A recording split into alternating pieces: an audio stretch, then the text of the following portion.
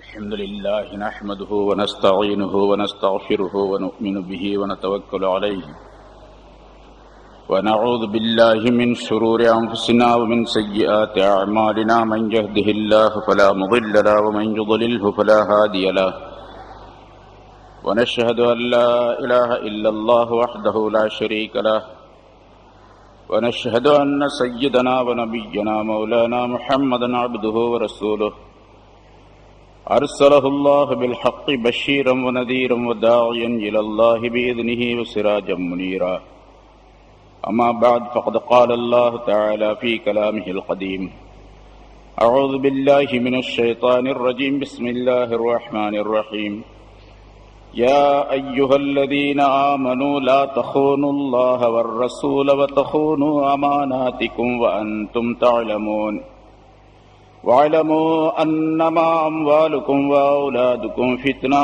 والله عنده أجر عظيم يا أيها الذين آمنوا إن تتقوا الله يجعل لكم فرقانا ويكفر عنكم سيئاتكم ويغفر لكم والله ذو الفضل العظيم صدق الله العظيم. கண்ணியத்திற்குரிய பெரியோர்களே, சகோதரர்களே,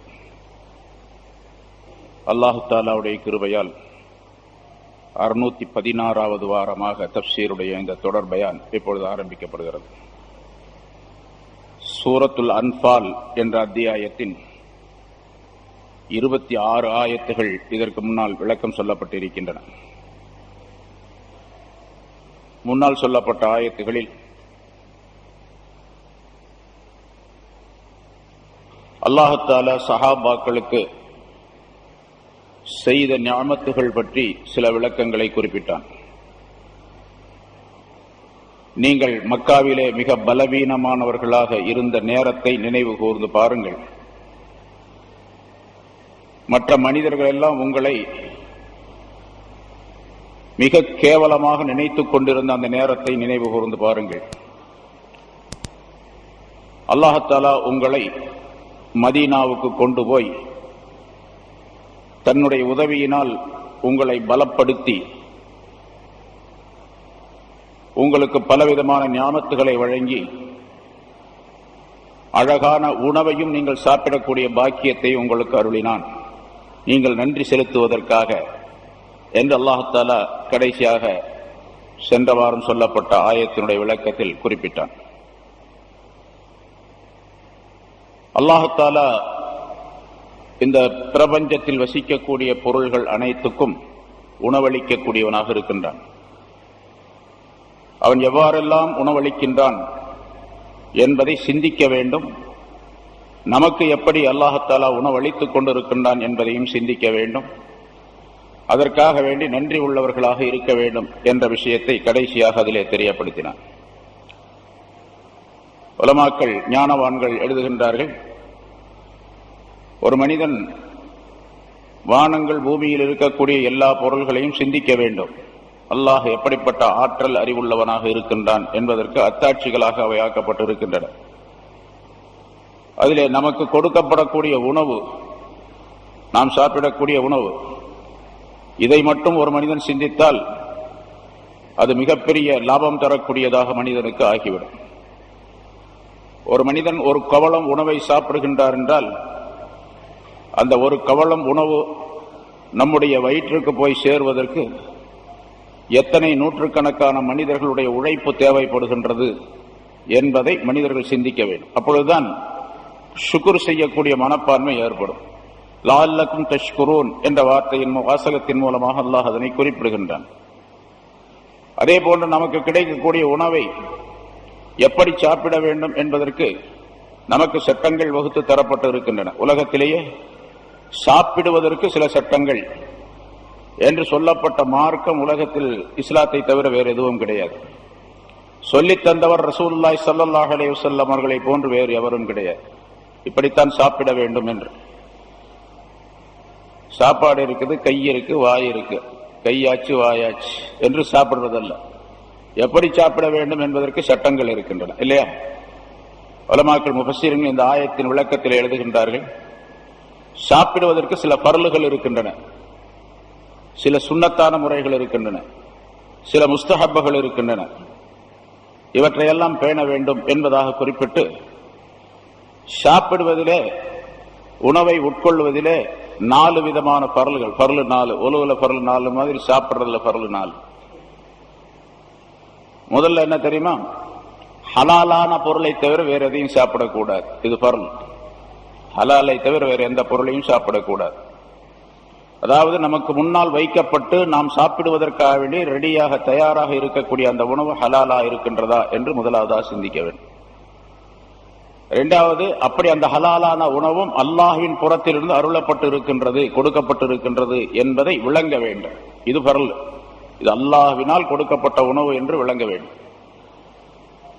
மூன்றாவது, எந்த உணவு கொடுக்கப்பட்டு இருக்கின்றதோ, எந்த உணவை சாப்பிட போகின்றோமோ அந்த உணவை பொருந்தி கொள்ள வேண்டும், திருப்தி கொள்ள வேண்டும்.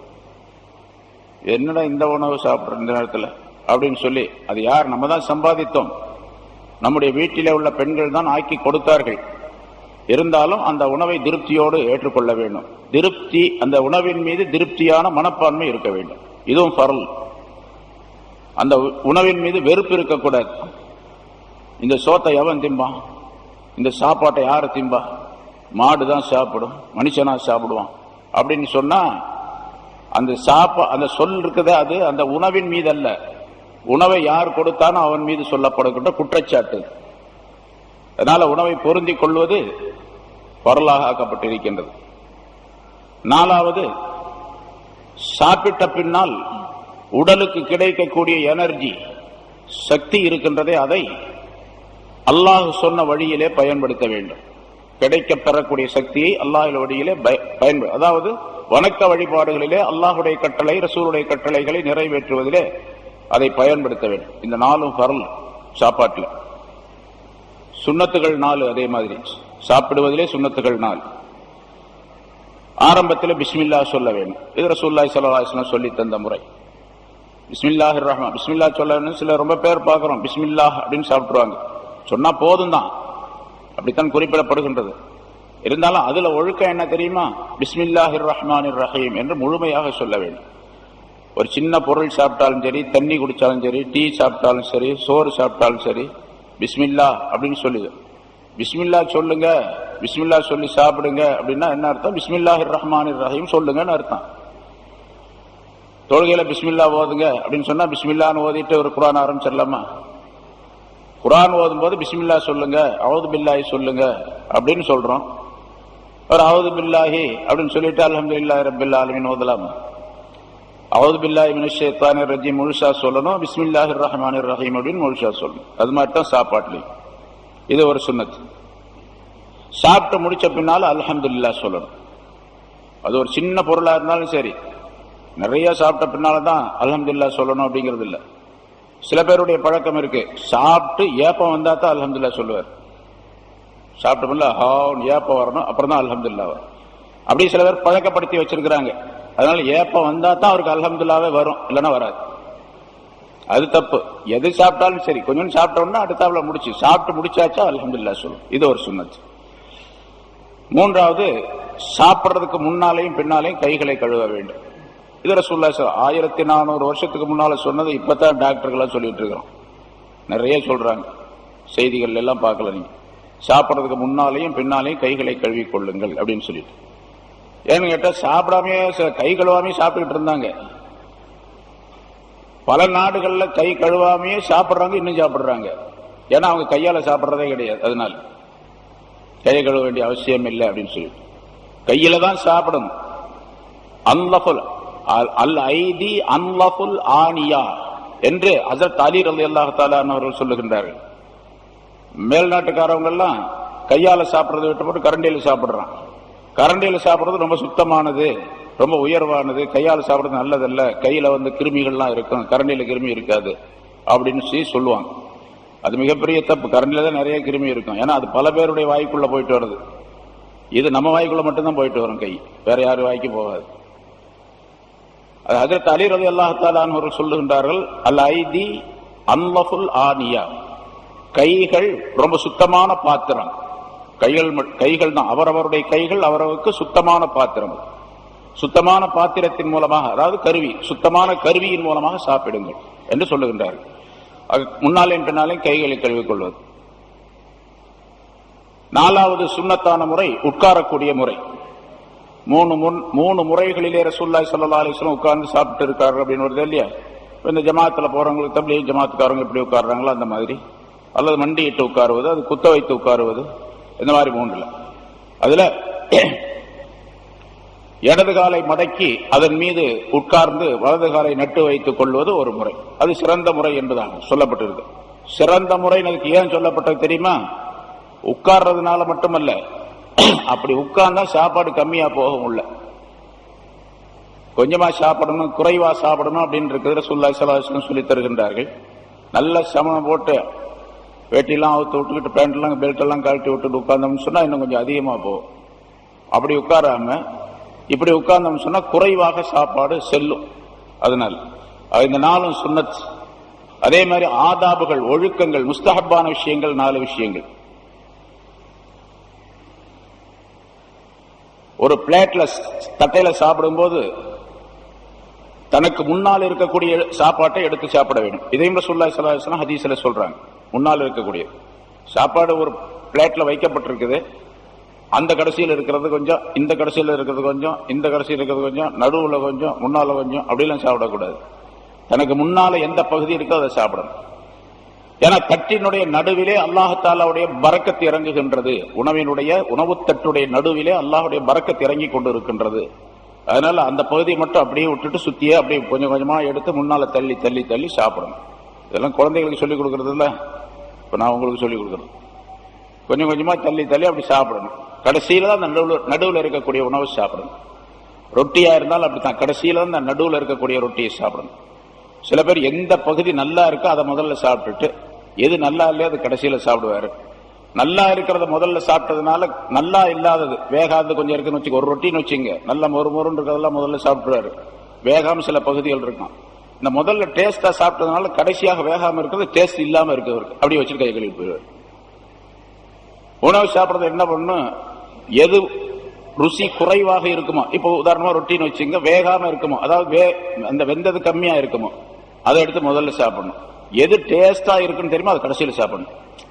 உதாரணமா ஒருத்தர் கொஞ்சம் சாப்பாடு, வெறும் சோறு, ஒயிட் ரைஸ் இருக்குது, கொஞ்சம் பிரியாணி வச்சிருக்கு, பிரியாணி ரொம்ப சூப்பர் பிரியாணி பக்கத்தில் வச்சிருக்கிறாங்க, கொஞ்சம் கொஞ்சம் ஒயிட் ரைஸ் இருக்குது. எதை முதல்ல சாப்பிடுவோம் நம்ம எடுத்தோன்னே? முதல்ல பிரியாணி சாப்பிட்டு அப்புறம் தான் ஒயிட் ரைஸ் சாப்பிடுவோம். பிரியாணி சாப்பிட்ட பிறகு ஒயிட் ரைஸ் சாப்பிட்றதுக்கு மனசே வராது. இப்ப நிறைய பேர் ஒயிட் ரைஸ் தான் கேட்கறாங்க, அது வேற விஷயம். ஆனா பிரியாணி நல்ல, அதாவது இருக்கக்கூடிய உணவுகள்ல ரொம்ப உயர்தரமான உணவு, ராஜ உணவு அப்படின்னு சொல்லப்படும். இப்ப என்ன பண்ணு கேட்டா, முதல்ல அந்த வெள்ளை சோறு சாப்பிட்டுட்டு அப்புறம் பிரியாணி சாப்பிடும். சரி, இதெல்லாம் அந்த உணவுடைய முறைகள் சொல்லு. தனக்கு முன்னால் இருக்கிறதை சாப்பிட வேண்டும். சாப்பாடு சாப்பிடும் பொழுது ரொட்டியா இருந்தா சின்ன சின்ன ரொட்டியா புட்டி சாப்பிடணும், கையில புட்டு சாப்பிடணும். கடிச்சு பிடிச்சு எல்லாம் இழுக்க கூடாது, பல்லால கடிச்சு கையால புட்டு சாப்பிட வேண்டும். உணவு சாப்பாடாக இருந்தால், அரிசி சோறாக இருந்தால் கொஞ்சம் கொஞ்சமா எடுத்து சாப்பிடணும். அந்த பிடிய சின்ன சின்னதா கொஞ்சம் கொஞ்சமா எடுக்கும். கை நிறைய எடுத்துக்கிட்டு, நான் மற்ற மார்க்கத்தை சேர்ந்தவர்களை பாக்குறோம், நிறைய எடுப்பாங்க, இப்படி 2 உருட்டி ஆனாங்க உள்ள போயிடும் போட்டாங்க. பெரிய ஆச்சரியமா இருக்கும் பாக்குறதுக்கு. நம்ம 10 தடவை சாப்பிடணும். அந்த ஒரு கையில் அவங்க எடுக்கிறத நம்ம 10 தடவை சாப்பிடணும். 10 தடவை சாப்பிடணும், இப்படித்தான் சாப்பிடணும். அதான் சுன்னத்தான முறை, அதான் ஒழுக்கம். கொஞ்சம் கொஞ்சமா எடுத்து சாப்பிடணும். வாயில போட்ட உணவை நன்றாக மென்று சாப்பிட வேண்டும். என்ன டாக்டர் சொல்றதெல்லாம் நீங்க வேற சொல்லிட்டு இருக்கிறீங்க அப்படின்னா, ரசூலுல்லாஹி ஸல்லல்லாஹு அலைஹி வஸல்லம் சொல்லி தருகின்றார்கள். இது எல்லா டாக்டருக்கும் பெரிய டாக்டர் அவங்க. அதனால ரசூலுல்லாஹி ஸல்லல்லாஹு அலைஹி வஸல்லம் நன்றாக மென்று சாப்பிட வேண்டும் உணவை. என்ன சொல்ல போனா, இப்ப மருத்துவர்கள் சொல்லுவது 32 பல்லு இருப்பது 32 தடவை மெல்ல வேண்டும் என்பதை குறிக்கிறது அப்படின்னு. கடினமான பொருளா சாப்பாடு, அரிசி சாப்பிடலாம், அப்படி மெல்ல வேண்டியது இல்லை. ஒரு ரொட்டி சாப்பிடுறோம் அல்லது கடினமான ஒரு பொருள் சாப்பிடுறோம், வாயில போட்டோன்னு சொன்னா 32 தடவை அரைச்சாதான் குடலுக்கு ராகத்தா இருக்கு, எல்லாரும் குடல் கட்டு போயிடும். அதனால எண்ணி 32 தடவை எண்ணிட்டு இருக்க வேண்டிய அவசியம் இல்லை. ஓரளவு நல்லா மென்னுட்டோம் அப்படின்னு இருக்கணும், அந்த அளவுக்கு சாப்பிடணும். அதே போல பலர் சேர்ந்து சாப்பிடும் பொழுது, இதெல்லாம் 2வது 3வது ஒழுக்கம், 3வது ஆதாப். பலர் சேர்ந்து சாப்பிடும் பொழுது தன்னுடைய உணவு தட்டை மட்டும் பார்த்துக்கிட்டே இருக்கணும். அடுத்த தட்டெல்லாம் பார்த்துக்கிட்டே இருக்கக்கூடாது. அவருக்கு கறி எவ்வளவு பெருசு இருக்கு, எவ்வளவு எடுக்கிறாரு, எவ்வளவு சாப்பிடுறாரு அப்படிங்கறதெல்லாம் பார்த்துட்டு இருக்காரு. நம்ம தட்டுல என்ன இருக்கு, நம்ம எப்படி சாப்பிடும், நம்ம தட்டை மட்டும் பார்க்க வேண்டும். அடுத்தவருடைய தட்டை பார்ப்பதாக இருந்தால் ஒரு நிபந்தனை இருக்கு. அந்த நிபந்தனை இருந்துச்சுன்னா பார்க்கலாம். அதாவது அடுத்தவருக்கு என்ன தேவை, அடுத்தவருக்கு என்ன தேவை. நம்மள்ட்ட கறி கூடவா இருந்துச்சு, அவர்கிட்ட அதிகமா அந்த கறி எடுத்து அவர்கிட்ட வைக்கலாம். சாப்பாடு கூட இருந்து அவர்கிட்ட வைக்கலாம். அவர் கறி இல்லைன்னு சொன்னா கூப்பிட்டு சொல்லலாம், இவரு கறி வைங்கன்னு சொல்லிட்டு. சாப்பாடு எல்லாம் அதுக்காக வேண்டி பார்க்கலாம். அடுத்தவருடைய தட்டுகளை பிளேட்டுகளை பார்ப்பதாக இருந்தால் இந்த நிபந்தனையோடு பார்க்க. இல்லாட்டி தான் சாப்பாட்டை மட்டும்தான் பார்த்து சாப்பிடணும், அடுத்தவருடைய சாப்பாடு பார்க்க கூடாது. இது நாளும் ஒழுக்கங்கள். ரெண்டு விஷயம் உணவில மருந்தாக மாறிவிடும். இந்த ரெண்டு விஷயத்தை செஞ்சாருன்னா அது மருந்தாக, சாப்பிட்ட அந்த உணவு இவருக்கு உடலுக்கு தேவையான மருந்தாக மாறிவிடும், உடலுக்கு பலன் தரக்கூடிய மருந்தாக மாறிவிடும். ரெண்டு விஷயம். ஒன்று, கீழே விழுந்த உணவுகளை எடுத்து சாப்பிடுவது, உணவு துகள்களை. அதனாலதான் சுற்றுலா விரிக்கணும். கீழே விழுந்து அது மண்ணாயிடுச்சுன்னு சொன்னா எடுத்து தண்ணியில கழுவிட்டு அதை பிஸ்மில்லா சொல்லி சாப்பிடணும் என்றெல்லாம் சொல்லப்பட்டு இருக்கின்றது. நிறைய கிட்டத்தட்ட 40 விதமான ஷராயித்துகள், நிபந்தனைகளை உணவு சாப்பிடுவதற்கு எழுதுகின்றார்கள். உணவு சாப்பிடுவதின் ஒழுக்கம் அப்படின்னா ஒரு கிதாப் இருக்கு தனியா, அதுக்கு ஏராளமான விளக்கங்கள் எழுதுறாங்க எப்படி சாப்பிடணும் அப்படிங்கிறது. சரி, கீழே விழுந்த உணவை எடுத்து சாப்பிட்டா அது அல்லாஹ்தாலாவுடைய பரக்கத்திற்குரியதாக ஆகிவிடும். ஏன்னா எந்த உணவிலே பரக்கத்து இருக்கின்றதோ அந்த உணவை ஷைத்தான் கீழே தட்டி விடுவான் என்று ஹதீஸ்ல ரசூலுல்லாஹி ஸல்லல்லாஹு அலைஹி வஸல்லம் சொல்றாங்க. அப்ப கீழே விழுந்த உணவுல பரக்கத்து இருக்குதுன்னு அர்த்தம். அந்த உணவை சாப்பிட்டால் ஒரு சின்ன பருக்கையா இருந்தாலும் சரி எடுத்து சுத்தம் செய்து விட்டு, சுத்தமா இருந்தா அப்படி சாப்பிடலாம், இல்லைன்னா சுத்தம் செய்து சாப்பிட வேண்டும். சாப்பிட்டுட்டா அதுக்குள்ளதான் பரக்கத்து இருக்குது, அந்த பரக்கத்தான் மருந்தா போயிடும் என்ற அர்த்தம். அதே மாதிரி சாப்பிட்டு முடித்த பின்னால விரல்களையும் தட்டையையும் நன்றாக வழித்து சாப்பிடுவது, விரலை சூப்புறது, தட்டையை நன்றாக வழித்து சாப்பிடுவது, இதுவும் மருந்தாக ஆயிடும். சாப்பிட்டதுக்கு மருந்து. எவ்வளவு பிரியாணி சாப்பிட்டாலும் சரி, ஃபுல்லா அடிச்சீங்க, இந்த 2 வேலை செஞ்சீங்கன்னு சொன்னா அது டைஜஷன் ஆயிடும் என்ற அர்த்தம். 2 விஷயம் சாப்பாடுல, 2 விஷயம் மக்ரூஹ், அது செய்யறது மக்ரூஹ். ஒன்று, உணவை முகர்ந்து பார்ப்பது, மூக்களால மோந்து பார்க்கிறது. ஆக்கும் போது மோந்து பார்க்கறாங்க பெண்களோ அல்லது ஆக்குறவங்க, சமையல் செய்யறவரோ மோந்து பார்க்கிறார். அது அந்த உணவுல என்ன போட்டிருக்குது, என்ன போடல, அல்லது எப்படி இருக்குது அதனுடைய அமைப்பு அப்படின்னு பார்க்கறதுக்காக. சாப்பிடக்கூடியவர் மோந்து பார்க்க கூடாது. இது இப்ப மருத்துவர்களும் சொல்றாங்க, சாப்பாட்டை முகர்றதுனால உடலுக்கு குறைவுகள் ஏற்படும், தீங்குகள் ஏற்படும் என்பதாக. அது பொதுவாக சொல்லப்படும். என்ன தீங்கு எப்படி ஏற்படும் அப்படின்னு இன்னும் கொஞ்சம் ஆராய்ச்சி செஞ்சுதான் பார்க்கணும். ஆனா இங்க மக்ரூஹ் என்பதாக எழுதுகின்றார்கள் உணவை முகர்ந்து பார்ப்பது. அதே மாதிரி உணவு சூடாக இருந்தால் வாயினால் ஊதி சாப்பிடுவது மக்ரூஹ், சாப்பிடக்கூடாது, ஊதக்கூடாது. டீ சூடா இருக்குது, சாப்பாடு சூடா இருக்குது, ஊதி ஊதி சாப்பிடுறோம் அப்படி கூடாது. அது ஊதுறதுனால உள்ள கேடுகள் எல்லாத்துக்கும் ரொம்ப காலமா சொல்லப்பட்டு கொண்டு இருக்கின்றது. மனிதனுடைய உள்ள உடல்ல இருந்து வெளியே வரக்கூடிய காற்று அது வாயினால் வந்தாலும் சரி, மூக்குனால வெளியே வந்தாலும் சரி, அந்த காற்று இருக்குதே அது கரியமில வாயு உடையதாக இருக்கும், கார்பன் டை ஆக்சைடு உள்ளதாக அந்த காற்று இருக்குது. இப்ப ஒரு ஊதும் பொழுது இவருடைய அந்த நச்சு காற்று, அதாவது அதுல நச்சு கிருமிகள் இருக்குன்னு அந்த காற்றுல, இப்ப நான் பேசுறேன் அப்படின்னு சொன்னா பேசும்பொழுது வரக்கூடிய காற்றில நச்சு கிருமிகள் உடலில் இருந்து உள்ளே இருந்து வெளியே வருகின்றது. உள்ள வெளியிருந்து போகக்கூடிய காற்றுல சுவாசம் மனிதனுக்கு தேவைப்படக்கூடியதாக ஆக்சிஜனை எடுத்து செல்லுகின்றது உள்ள.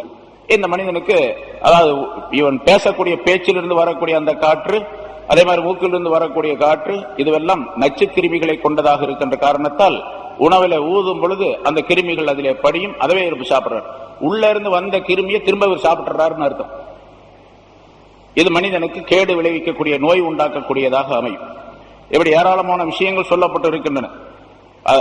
அந்த கருத்துக்களை எல்லாம் சேர்த்துதான் அல்லாஹ் முந்தின ஆயத்தினுடைய கடைசியில போன வாரம் சொல்லப்பட்டது, வரஸககும் மினத் தய்யிபாத்தி லஅல்லகும் தஷ்குரூன், நீங்கள் நன்றி செலுத்துவதற்காக வேண்டி உங்களுக்கு ஹலாலான இனிமையான பொருளிலிருந்து உணவளித்தான் அவன் என்று அல்லாஹ் சொல்லி காட்டுகின்றான். அந்த ஆயத்தில் இந்த கருத்துக்கள் எல்லாம் நமக்கு பெறப்படுகின்றன. அதை செய்தால் நன்றி உள்ளவர்களாக ஆகிவிடுவோம் என்பது பொருளாகும்.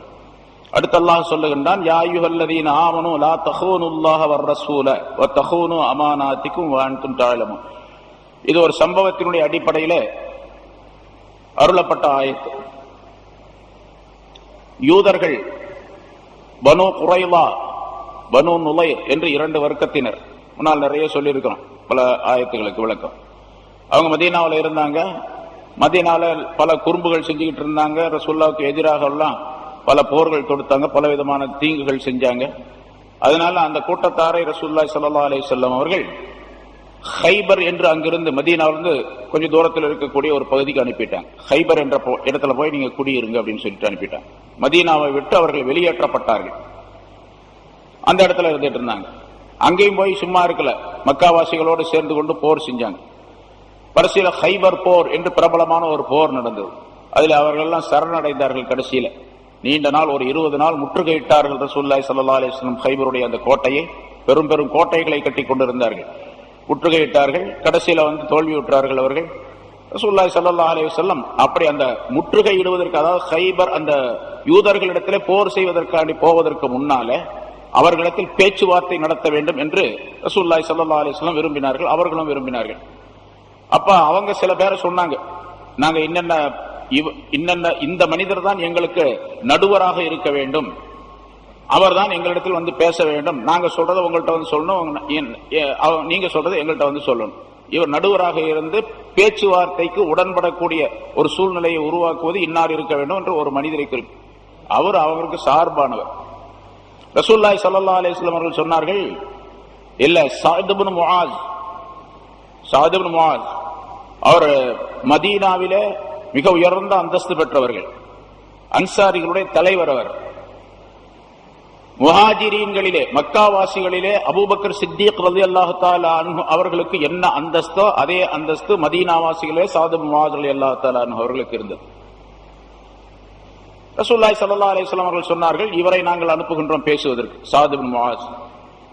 அவர் பேசுவதற்கு நீங்க ஒத்துக்கொள்றீங்களா, அவர் பேசுறதுக்கு நீங்க ஒத்துக்கொள்றீங்களா அப்படின்னு கேட்டு முதல்ல ஒரு ஆளை அனுப்பி கேட்டு வர்றதுக்காண்டி ஒரு ஆள் அனுப்புனாங்க. அனுப்பப்பட்ட அந்த மனிதருடைய பெயர், அந்த சஹாபியுடைய பெயர் அபூ லுபாபா அவருடைய பெயர். ஆனா அந்த அபூ லுபாபா யூத வர்க்கத்தை சார்ந்தவர், இஸ்லாத்தை ஏற்றுக்கொண்டார். இவருடைய மனைவி மக்கள் சொத்துக்கள் எல்லாம் அந்த யூதர்களிடத்தில் மாட்டிக்கொண்டிருக்குது, நிறைய இருக்குது பொருள்லாம். இவருடைய மனைவி மக்கள் சொத்துக்கள் சில, இவையெல்லாம் அங்கே குடும்பத்தார்கள் எல்லாம் நிறைய அங்க இருக்கிறாங்க. இப்ப சஅத் இப்னு முஆஸ் ரலியல்லாஹு தஆலா அன்ஹு அவர்களை நடுவராக வைத்து பேச்ச ஆரம்பிச்சு பேசணும்னு சொன்னா கடைசியில் என்ன ஆகும் அப்படிங்கறதையும் ரசூலுல்லாஹி ஸல்லல்லாஹு அலைஹி வஸல்லம் சஹாபாக்களுக்கு மத்தியில் சொல்லி வச்சிருந்தாங்க. அதாவது அவர்கள் கண்டிப்பாக நம்ம சொல்றதை ஏற்றுக்கொள்ளவில்லைன்னா எல்லாத்தையும் கத்தல் பண்ணிடணும், இல்லாட்டி நாடு கடத்திடணும் அப்படிங்கறது தான் முடிவு. ஆனா பேச்சுக்காண்டி இவரை வச்சு நடுவராக சஅத் இப்னு முஆஸ் வைக்கணும், அது சம்மதமான்னு கேட்டு வர்றதுக்காண்டி ஒரு ஆள் அனுப்புனாங்க. அவர் தான் அபூ லுபாபா. இவர் போனவர் அந்த பனு நுலைர் என்ற கூட்டத்தாரிடத்தில் பேசிட்டு இருந்தாங்க. அப்படி பேசும்போது என்ன ஆச்சு, என்ன செய்தி, அதாவது எப்படி சஅத் இப்னு முஆஸ் இடத்துல பேசினா சரியா வருமா அப்படின்லாம் அவங்க கேட்டாங்க. அவர் என்ன செஞ்சாருன்னு கேட்டா, அல்லாஹ் ரசூல், இப்ப அவர் இஸ்லாத்தை ஏற்றுக்கொண்டவர், ரொம்ப முழுமையான பக்காவான சஹாபி தான், ஈமான்ல பரிபூர்ணமானவர் தான், அது சந்தேகம் இல்லை. ஆனா இவருடைய மனைவி மக்கள் பொருள்கள் எல்லாம் அங்கே குடும்பங்கள் எல்லாம் இருக்கின்ற காரணத்தால் இவருக்கு கொஞ்சம் வருது. ரசூலுல்லாஹி ஸல்லல்லாஹு அலைஹி வஸல்லம் அவர்கள் நடவடிக்கை எடுத்து அங்க போர் தொடுத்து இந்த ஹைபருக்கு வந்தாங்க அப்படின்னு சொன்னா இவருடைய மனைவி மக்களும் கூட பாதிக்கப்படுவார்கள், பொருள் எல்லாம் பாதிக்கப்படும், நம்முடைய உறவினர்கள் எல்லாம் பாதிக்கப்படுவார்கள் அப்படின்னு ஒரு நினைப்பு வந்துருச்சு இவருக்கு. ஷைத்தான் தான். அதனால இவர் என்ன பண்ணாரு, அவருக்கு கேட்கும் போது இவர் என்ன பண்ணாரு, நேரடியாக வாய் திறந்து சொல்லாமல் தன்னுடைய கையை இந்த கழுத்தின் பக்கம் வச்சு காட்டி அப்படின்றார். அப்படின்னா என்ன அர்த்தம், சஅத் இப்னு முஆஸ் ரலியல்லாஹு தஆலா அன்ஹு அவர்களிடத்தில் நீங்கள் பேச்சுவார்த்தை நடத்தி பேசுனீங்க அப்படின்னு சொன்னா கடைசியில் உங்க கழுத்து போயிடும் அப்படின்னு சொன்ன. இப்படி சொன்ன உடனே அவருக்கு பயம் வந்துருச்சு. ஆஹா, அல்லாஹ் ரசூலுக்கு நாம துரோகம் செய்து விட்டோம், அல்லாஹ்வுக்கும் துரோகம், ரசூலுக்கும் துரோகம் செய்து விட்டோம். ஏன்னு சொன்னால் இப்படி சொல்லுவதற்கின்றதே அது பெரிய ராஜ குற்றம், அது அரசாங்கத்தினுடைய மிகப்பெரிய குற்றம். அது இங்க இருக்கக்கூடிய ரகசியத்தை அங்க போய் சொல்லிட்டார், ரகசியமான விஷயம் இது, ரகசியத்தை இங்க போய் சொல்லிட்டார்.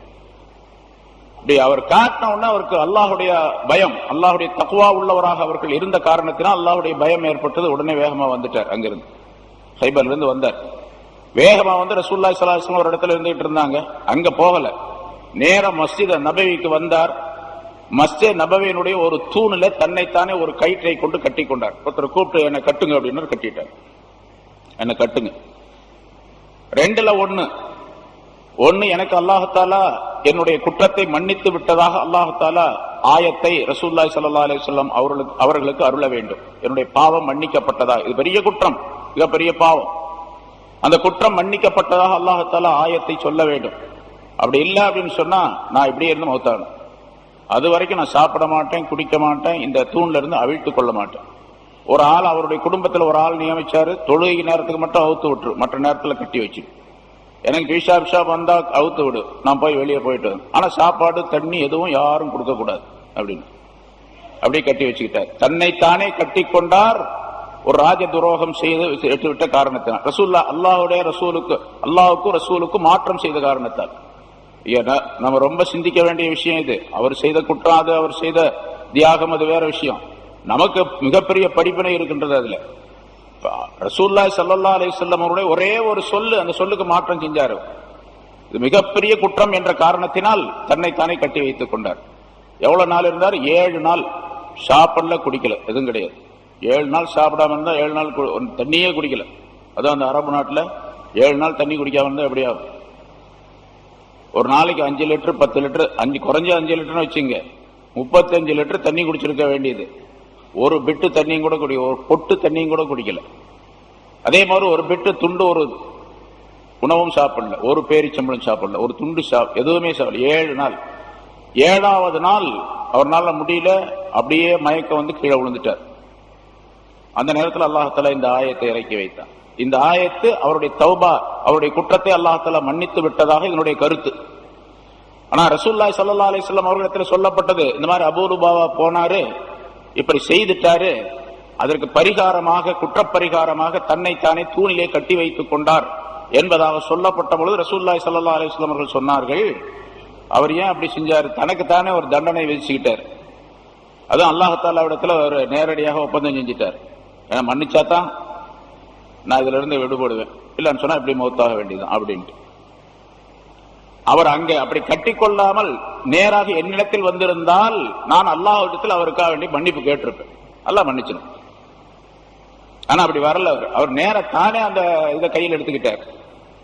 என்ன, அதனால அவர் எப்படி செஞ்சாரோ அதுக்கு அல்லாஹ்விடத்திலிருந்து தான் பதில். நான் ஒன்றும் பண்ண முடியாது அப்படின்ட்டாங்க ரசூலுல்லாஹி ஸல்லல்லாஹு அலைஹி வஸல்லம். அதே மாதிரி அவர் கட்டப்பட்டிருந்தா ஜனங்க போறாங்க வர்றாங்க எல்லாம் பண்றாங்க தொழுகிறாங்க, அவரு கட்டப்பட்டு அப்படியே இருந்து. 7வது நாள் இந்த ஆயத்தை அல்லாஹ் தஆலா இருக்கு, யா அய்யுஹல்லதீன ஆமனூ.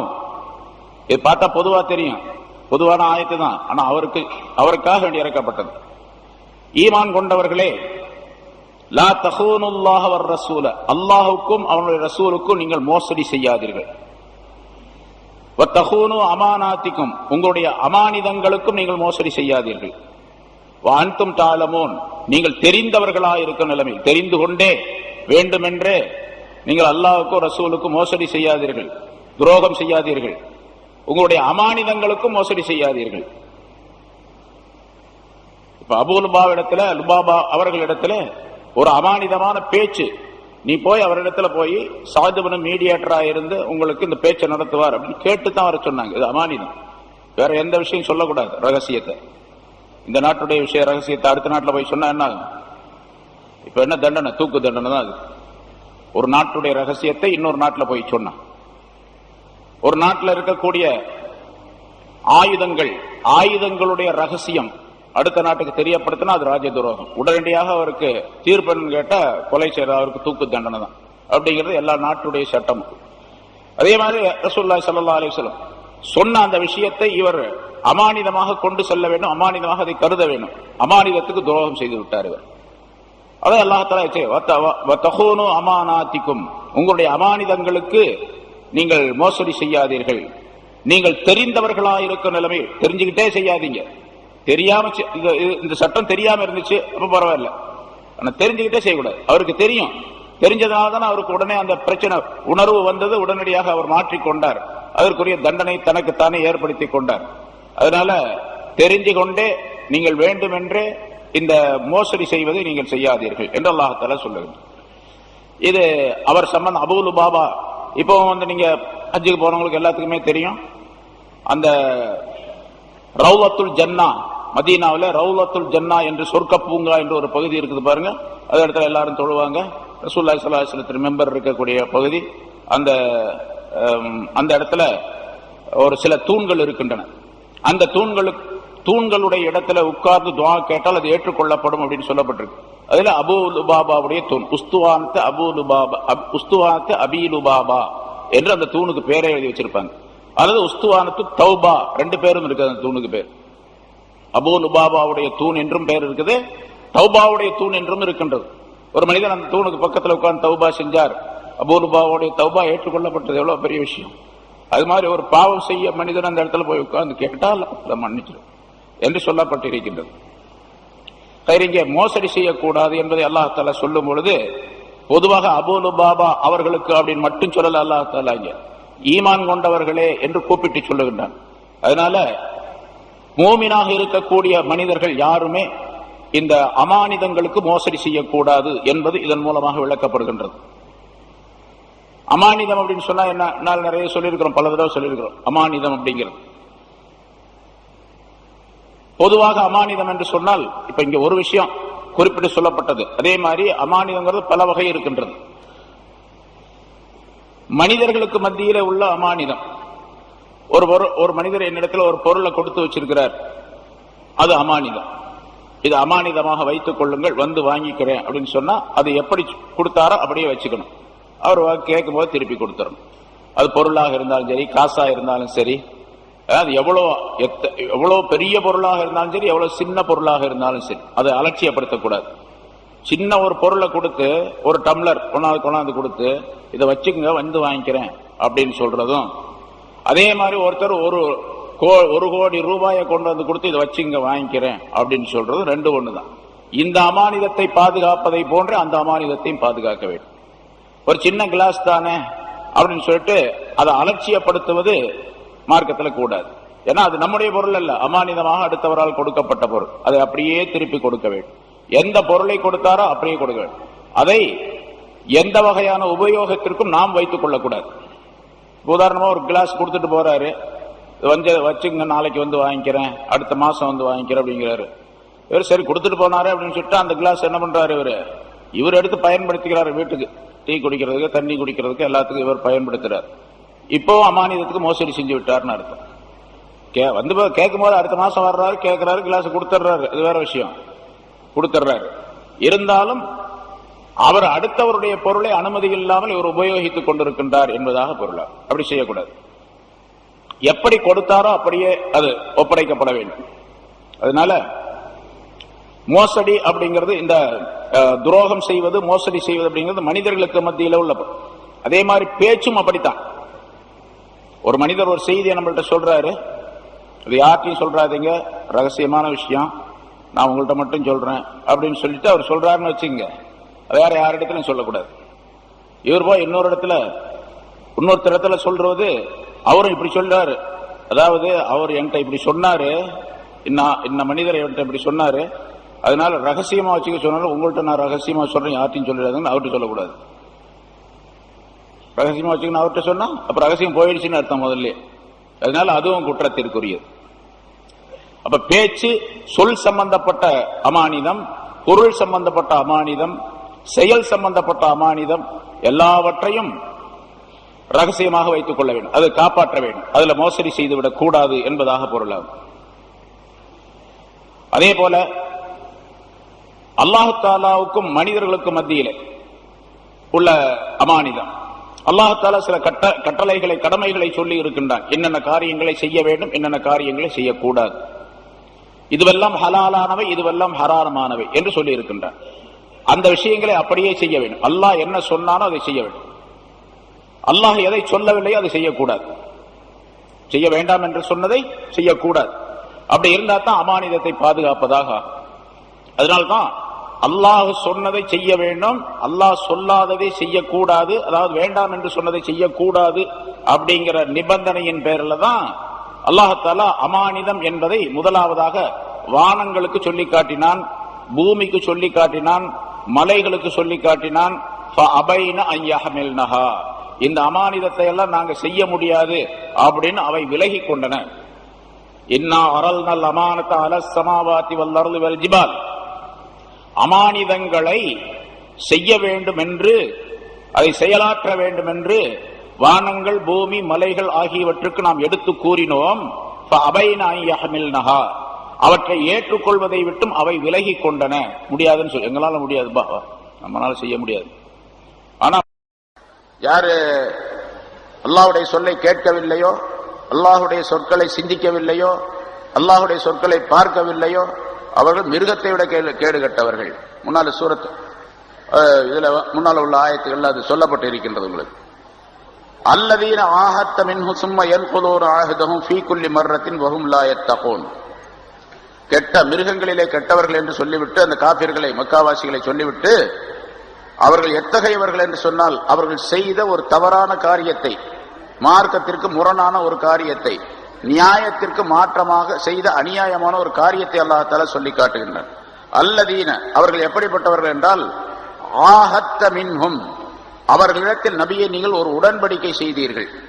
சும்ம யன்குலூன ஆஹதஹும், பிறகு அந்த உடன்படிக்கை அவர்கள் முறித்து விட்டார்கள்.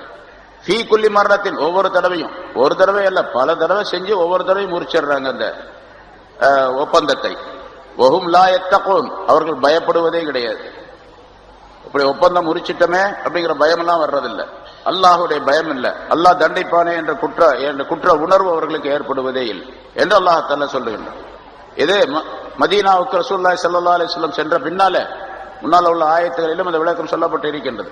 மதீனாவுக்கு சென்ற பின்னால அந்த அரபுக்காரர்களே பல பேர் இஸ்லாத்தை ஏற்றுக்கொண்டார்கள்.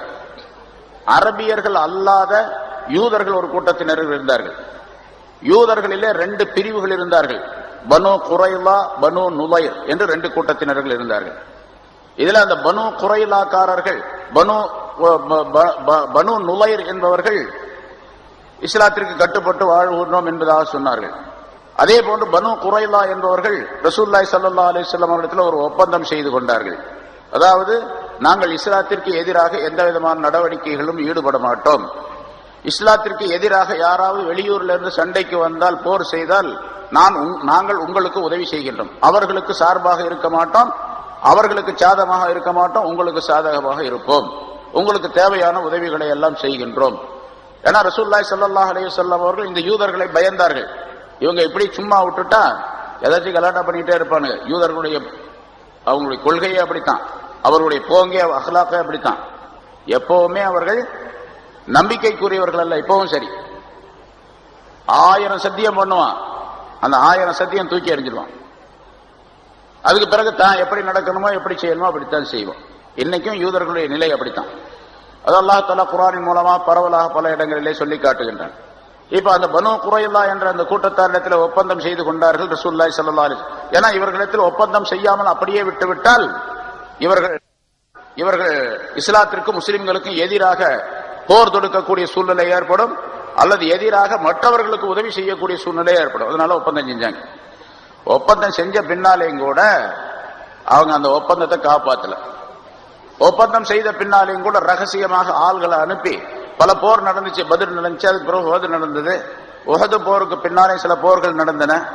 அதுக்கு பின்னால என்ன பண்ணாங்க, இந்த முஸ்லிம்களை எப்படியாவது வீழ்த்த வேண்டும் என்பதற்காக வேண்டி இவங்க என்ன பண்ணாங்க, அதாவது ரசூலுல்லாஹி ஸல்லல்லாஹு அலைஹி வஸல்லம் அவர்கள் இந்த உஹது போருக்கு பின்னால மக்காவில் இருந்த அந்த பனு குரைலா, பனு நுலைர் இந்த 2 பேரிடத்தில் ஒப்பந்தம் செய்தார்கள். ஒப்பந்தம் செய்து யார் முஸ்லிம்களுக்கு கட்டுப்பட்டு நடக்கிறார்களோ அவங்களை அங்க வச்சுக்கிட்டாங்க.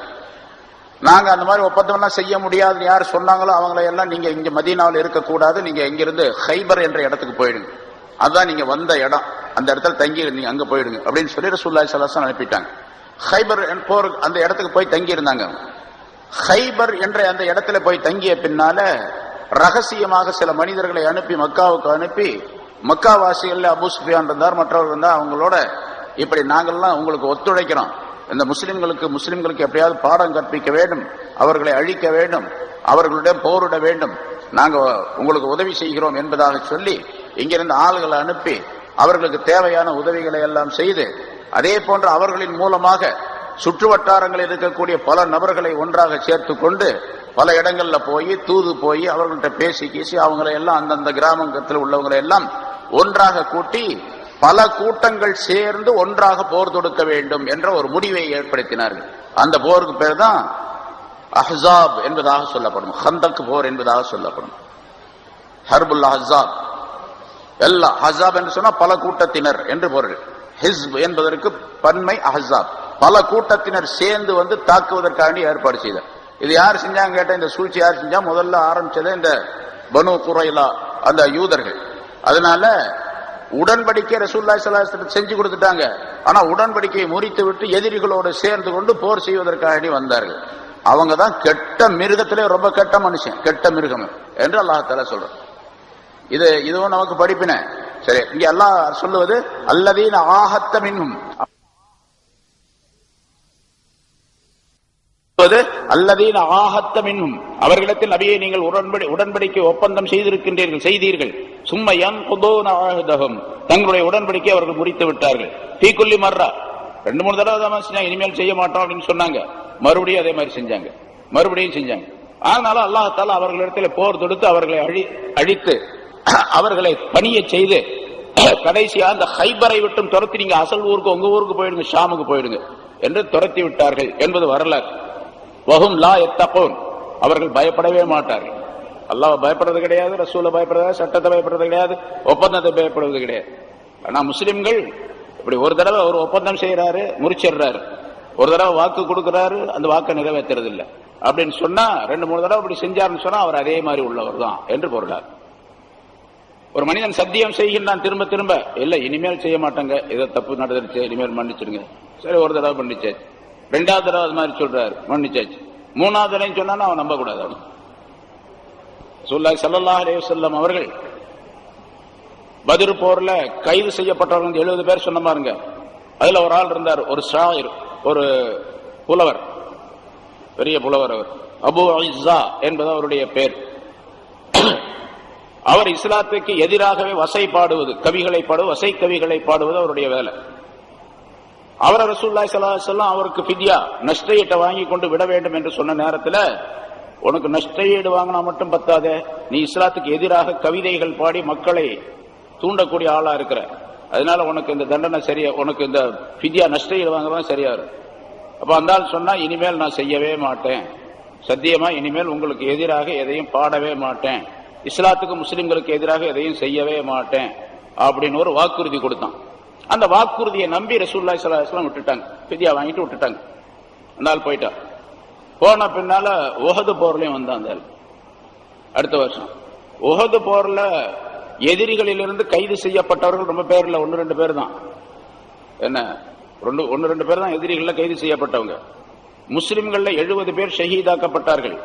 காபிர்கள்ல ஒரு சில பேர் ஷஹீதாக்கப்பட்டார்கள். அந்த இங்க இதுல பத்ர் போர்ல எப்படி முஸ்லிம்கள் 14 பேர் ஷஹீதாக்கப்பட்டார்களோ, அதே போன்று உஹது போர்ல காபிர்கள்ல 14 பேர் கொல்லப்பட்டார்கள். 70 பேர் இங்க ஷஹீதானாங்க, அங்க 70 பேர் முஸ்லிம்கள் கொல்லப்பட்டார்கள், அங்க 70 பேர் ஷஹீதானார்கள். எப்படி எல்லாம் அதுக்கு நேர் மாற்றமான நிகழ்ச்சி நடந்தது. இந்த அபு இஸ்ஸா என்பவன் மட்டும் மாட்டிக்கிட்டான். ரசூலுல்லாஹி ஸல்லல்லாஹு அலைஹி வஸல்லம் அவரிடத்தில் கைதியாக கொண்டு வந்து நிறுத்தப்பட்டான். நிறுத்தப்பட்ட உடனே, இனிமேல் நான் செய்யவே மாட்டேன், நான் இனிமேல் செய்யவே மாட்டேன், நான் இப்போ உங்கள்கிட்ட மன்னிப்பு கேட்டுக்கிறேன், இனிமேல் எப்பவுமே செய்ய மாட்டேன், எப்பவுமே இஸ்லாத்துக்கு முஸ்லிம்களுக்கு எதிராக கவிதைகள் பாட மாட்டேன், வசை பாட மாட்டேன், நான் உங்களுக்கு ஆதரவா இருக்கிறேன், ஆனா ஈமான் கொள்றதெல்லாம் பின் அதெல்லாம் இப்ப முடியாது அப்படின்ட்டான். ஈமான் கொள்ள, ஆனா நான் எந்த விதமான தவறான நடவடிக்கையில் ஈடுபட மாட்டேன். இப்பதான் ரசூலுல்லாஹி ஸல்லல்லாஹு அலைஹி வஸல்லம் சொன்னாங்க, அது அல்லாஹ் தஆலாவுடைய அறிவிப்பின் பேர்ல ரசூலுல்லாஹி ஸல்லல்லாஹு அலைஹி வஸல்லம் சொன்னாங்க, லா யுல்தகுல் முஃமினு ஃபீ ஜுஹரின் மர்ரத்தைன் அப்படின்னு சொன்னாங்க. ஒரு பொந்திலிருந்து, ஒரு ஓட்டையிலிருந்து, ஒரு துவாரத்திலிருந்து 2 தடவை ஒரு மனிதன் கொட்டப்பட மாட்டான் அப்படின்னு சொன்னாங்க. ஒரு பாம்பு புத்து இருக்குதுங்க, பாம்பு புத்து ஒன்று அதுகிட்ட போனா ஒரு பாம்பு புஷ்னு வந்துச்சு, வெளியே ஒடியாந்துட்டான். 2வது தடவை அங்க போவானாங்க, பாம்பு இருக்குதுன்னு தெரியுது, 2வது தடவை போக மாட்டான்ல. ஒரு பொந்திலிருந்து 2 தடவை கொட்டப்பட மாட்டான் ஒரு மூமினான மனிதன். அல் முஃமினு லா யுல்தகு ஃபீ ஜுஹரின் மர்ரத்தைன் என்று ஸல்லல்லாஹு அலைஹி வஸல்லம் சொல்லி, நீ ஒரு பாம்பை போல உள்ளவன், முதல்ல ஒரு தடவை என்ன ஏமாத்திட்டு போயிட்ட, சத்தியம் செஞ்சு வாக்கு கொடுத்து இனிமேல் நான் ஒண்ணுமே செய்ய மாட்டேன் அப்படின்ட்டு போனேன். இப்ப சொல்ற பாரு, இதுவும் அப்படித்தான் இருக்கு. கூப்பிட்டாங்க, இவனை கழுத்தை வெட்டுங்க அப்படின்னாங்க, வெட்டப்பட்டாங்க. அதே இடத்திலே வெட்டப்பட்டான் அவன். அதனால மோமீன்கள், அதாவது யாராவது ஒருத்தர் வாக்குறுதி கொடுத்து திரும்ப திரும்ப அதை சொல்லிக்கிட்டே இருக்கிறான்னு சொன்னா அவன் ஏமாத்துறான் அப்படின்னு அர்த்தம். ஒரு வாக்குறுதி கொடுத்தால் மூமீன் என்று சொன்னால் அந்த வாக்குறுதியை நிறைவேற்ற வேண்டும், வாக்குறுதிக்கு மாற்றம் செய்யக்கூடாது. ஏதாவது அசம்பாவிதம் ஏற்பட்டு ஒரு சந்தர்ப்பத்தின் காரணமாக அந்த மாதிரி நிலை ஏற்பட்டுச்சு, அப்ப பரவாயில்ல. அடிக்கடி செய்தால் அது அவருடைய துரோக செயல், அவரிடத்தில் ஈமான் சரியாக இல்லை என்பதாக பொருளாகும் என்பதையும் அல்லாஹ்தஆலா இங்கே ஃபீ குல்லி மர்ரா யன்குலூன சும்ம யன்குலூன ஆயதஹும் ஃபீ குல்லி மர்ரா, ஒவ்வொரு தடவையிலும் அந்த சத்தியத்தை, அந்த வாக்குறுதியை அவர்கள் முறிச்சறாக, உடன்படிக்கை முறித்து விடுகின்றார்கள். ஏன்னு கேட்டா இவங்க அல்லாஹ்வை பயப்படுறதே இல்லை, சட்டத்தை பயப்படுறதே இல்லை, வாக்குறுதியுடைய விஷயங்களை பயப்படுவதே கிடையாது. அதனால என்ன ஏற்படும்? வாக்குறுதியை முறித்து விட்டால், சொன்ன ஒப்பந்தத்தை முறித்து விட்டால், வாக்கை முறித்தால் என்ன நஷ்டம் ஏற்படும், என்ன தண்டனை ஏற்படும் என்பதை பயப்படுவதே கிடையாது என்று அல்லாஹ்தஆலா சொல்லி முடிக்கின்றார். ஆக அந்த பத்ர் போர் சம்பந்தமாகவே பல விஷயங்கள் காபிர்களுக்கு அல்லாஹ்தஆலா எச்சரிக்கைகளை செய்கின்றான். இதிலிருந்து மூமின்களுக்கும் பல படிப்பினைகள் இருக்கின்றன. அதையும் பெற்று வாழக்கூடியவர்களாக நான் ஆக வேண்டும். அத்தகைய நல்ல பண்புகளை நம் அனைவருக்கும் அல்லாஹ்தஆலா தந்தருள்வானாக. வாஹிரு தஅவானா அல்ஹம்துலில்லாஹி ரப்பில் ஆலமீன். அல்ஹம்துலில்லாஹி நஹ்மதுஹு வ நஸ்தஈனுஹு வ நஸ்தக்ஃபிருஹு வ நு'மினு பிஹி வ நதவக்கலு அலைஹி ونعوذ بالله من شرور أنفسنا ومن سيئات أعمالنا من يهده الله فلا مضل له ومن يضلله فلا هادي له ونشهد أن لا إله إلا الله وحده لا شريك له ونشهد أن سيدنا ونبينا مولانا محمدا عبده ورسوله أرسله الله بالحق بشيرا ونذيرا وداعيا إلى الله بإذنه وسراجا منيرا. أما بعد فقد قال الله تعالى في كلامه القديم: أعوذ بالله من الشيطان الرجيم بسم الله الرحمن الرحيم فإما تثقفنهم في الحرب فشرد بهم من خلفهم لعلهم يذكرون وإما تخافن من قوم خيانة فانبذ إليهم على سواء إن الله لا يحب الخائنين ولا يحسبن الذين كفروا سبقوا أنهم لا يعجزون ولا يحسبن الذين كفروا سبقوا إنهم لا يعجزون وأعدوا لهم ما استطعتم من قوة ومن رباط الخيل ترهبون به عدو الله وعدوكم وآخرين من دونهم لا تعلمونهم الله يعلمهم وما تنفقوا من شيء في سبيل الله يوفى إليكم وأنتم لا تظلمون. صدق الله العظيم. கண்ணியத்திற்குரிய பெரியோர்களே, சகோதரர்களே, அல்லாஹ் தஆலாவுடைய கிருபையால் 624வது வாரமாக தஃப்சீருடைய தொடர் பயான் ஆரம்பிக்கப்படுகிறது. சூரத்துல் அன்பால் என்ற அத்தியாயத்தினுடைய 56 ஆயத்துகள் இதற்கு முன்னால் விளக்கம் சொல்லப்பட்டிருக்கின்றன. முன்னால் சொல்லப்பட்ட ஆயத்தில் மக்காவாசிகளாகிய அந்த காபிர்கள் எத்தனை பெரிய ஆதாரங்களை சொன்னாலும் அவர்கள் அதனை ஏற்றுக்கொள்ள மறுக்கின்றார்கள். முன்னால் எப்படி முந்திய கௌமுகளிலே ஃபிரௌனும் அவனை சார்ந்தவர்களும் இருந்தார்களோ அதே போன்று இவர்களுடைய வழக்கமும் இருந்து கொண்டிருக்கின்றது. எந்த ஒரு வசனம் வந்தாலும் அதை பொய்யாக்குகின்றார்கள். அவர்கள் அழிக்கப்பட்டதை போன்றே இவர்களும் அழிக்கப்பட விரும்புகிறார்களா என்றெல்லாம் அல்லாஹ் தஆலா முந்திய ஆயத்துகளிலே தெரியப்படுத்தினார். அல்லாஹுவை நம்பாமல் மறுத்து கொண்டிருக்கக்கூடிய மனிதர்கள்தான் மனித இனத்தில் மட்டுமல்லாமல் உயிரினங்களிலேயே மிக கெட்டவர்கள் என்பதையும் அல்லாஹ் தெரியப்படுத்தினார். அதிலே குறிப்பாக யூதர்கள் மதீனாவில் இருக்கும் பொழுது ரசூலுல்லாஹி ஸல்லல்லாஹு அலைஹி வஸல்லம் அவர்களுடன் உடன்படிக்கை செய்திருந்தார்கள். உங்களுக்கு எதிராக எந்த போரிலும் நாங்கள் ஈடுபட மாட்டோம், உங்களுக்கு எதிராக போர் தொடுப்பவர்களுடன் நாங்கள் சேர மாட்டோம், உங்களுக்கு உதவி செய்யக்கூடியவர்களாக இருப்போம் என்றெல்லாம் அந்த யூதர்கள் நபி அவர்களிடத்திலே ஒப்பந்தம் செய்திருந்தார்கள். அவர்கள் திடீரென்று அந்த ஒப்பந்தத்தை முறித்து எதிரிகளோடு சேர்ந்து போர் தொடுத்தார்கள். இப்படி செய்த ஒப்பந்தத்தை முறித்து விடும் பொழுது நீங்கள் செய்த அந்த ஒப்பந்தத்தை, அவர்களோடு செய்து கொண்ட அந்த ஒப்பந்தத்தையும் முறித்து விடுவதற்கு உங்களுக்கு அனுமதி உண்டு. அவர்கள் எப்படி ஒப்பந்தத்தை முறிக்கின்றார்களோ அதே போன்று நீங்கள் முறித்து விடலாம். போரிலே அவர்கள் வெற்றி கொள்ளப்பட்டால், அவர்களை நீங்கள் வெற்றி கொண்டால், அப்படி வெற்றி கொள்ளுகின்ற நேரத்தில் பின்னால் உள்ளவர்களுக்கு படிப்பினையாக இருக்கும் பொருட்டு அவர்களை பல்வேறு கூட்டங்களாக சிதறடித்து விடக்கூடிய சூழ்நிலையை நீங்கள் உருவாக்க வேண்டும். அதாவது யார் தோற்று விடுகின்றார்களோ அவர்கள், அந்த காபிர்கள் அல்லது யூதர்கள், பின்னால் உள்ளவர்கள் இவர்களை பார்த்து படிப்பினை பெறக்கூடிய நிலை ஏற்பட வேண்டும். அல்லாஹுடைய ரசூலிடத்திலும் அவனை நம்பிய மூமின்களிடத்திலும் போர் தொடுத்தால் இதே மாதிரி நாசம் நமக்கும் விளையும் என்பதாக மற்றவர்களும் எண்ண வேண்டும். அந்த நிலையை நீங்கள் போரிலே உருவாக்க வேண்டும் என்பதையும், போருக்காக வேண்டி எப்படியெல்லாம் நீங்கள் தயார் நிலையை எடுத்துக்கொள்ள வேண்டும் என்பதையும் அல்லாஹ் தஆலா அடுத்த ஆயத்துகளிலே சொல்லி காட்டுகின்றார். ஃபஇம்மா தஸ்தஃபன்னஹும் ஃபில் ஹர்பி, போரிலே அவர்களை நபியே நீர் வெற்றி கொண்டால், போரிலே அவர்களை நீர் வெற்றி கொண்டால் ஃபஷர்ரித் பிஹிம் மன் கல்ஃபஹும், அவர்களை அவர்களுக்கு பின்னால் உள்ளவர்களுக்கு ஒரு பாடமாக நீர் ஆக்கி விடுவீராக. அவர்களை தனித்தனியாக சிதறடித்து, தனித்தனி ஷர்ரித் பிஹிம் என்று சொன்னால் அவர்களை பிரித்து தனித்தனி கூட்டமாக, தனித்தனி மனிதர்களாக ஆக்கி விடுவீராக. ஒன்றாக சேர்ந்து இடத்தில் போரிடுகின்றார்கள். போருக்கு பின்னால் அவர்களுடைய நிலை எப்படி இருக்க வேண்டும் என்று சொன்னால், எல்லாரும் ஒன்றா சேர்ந்து தப்பா போச்சு என்று அவர்களுக்குள்ளேயே சண்டையிட்டுக் கொண்டு பிரிந்து கொடுக்கக்கூடிய சூழ்நிலையை நீங்கள் ஏற்படுத்த வேண்டும். போருக்கு பின்னால ஃபஷர்ரித் பிஹிம் மன் கல்ஃபஹும், அவர்களுக்கு பின்னால் உள்ளவர்களுக்கு அவர்களை ஒரு படிப்பினையாக, அவர்கள் சிதறுண்டு போகும்படியாக செய்து விடுவீராக. லஅல்லஹும் யذكرون, அவர்கள் படிப்பினை பெறுவதற்காக வேண்டி, இவர்களுக்கு பின்னால் உள்ளவர்கள் படிப்பினை பெற வேண்டி இவர்களை பார்த்து.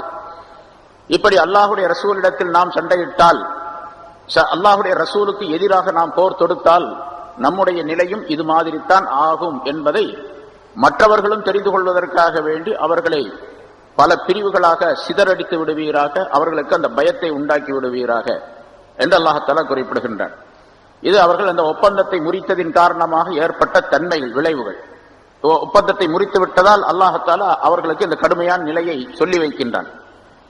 அடுத்தும் அதே கருத்தை அல்லாஹ் சொல்லுகின்றான். வயிம்மா தகாஃபன்ன மின் கௌமின் கியானத்தன், ஒரு கூட்டத்தாரிடத்திலிருந்து சதி செய்வதை, மோசடி செய்வதை நீர் பயந்தால், அதாவது வாக்குறுதிக்கு ஒப்பந்தத்திற்கு மாறு செய்யக்கூடிய நிலை அவர்களிடத்தில் ஏற்பட்டால், ஒரு கூட்டத்தாரிடத்தில், இங்க ஒரு கூட்டத்தாரிடத்தில் அப்படின்னு சொன்னா அந்த ஒரு கூட்டத்தார் ரசூலுல்லாஹி ஸல்லல்லாஹு அலைஹி வஸல்லம் அவர்களோடு ஒப்பந்தம் செய்து கொண்டிருந்தவர்கள்.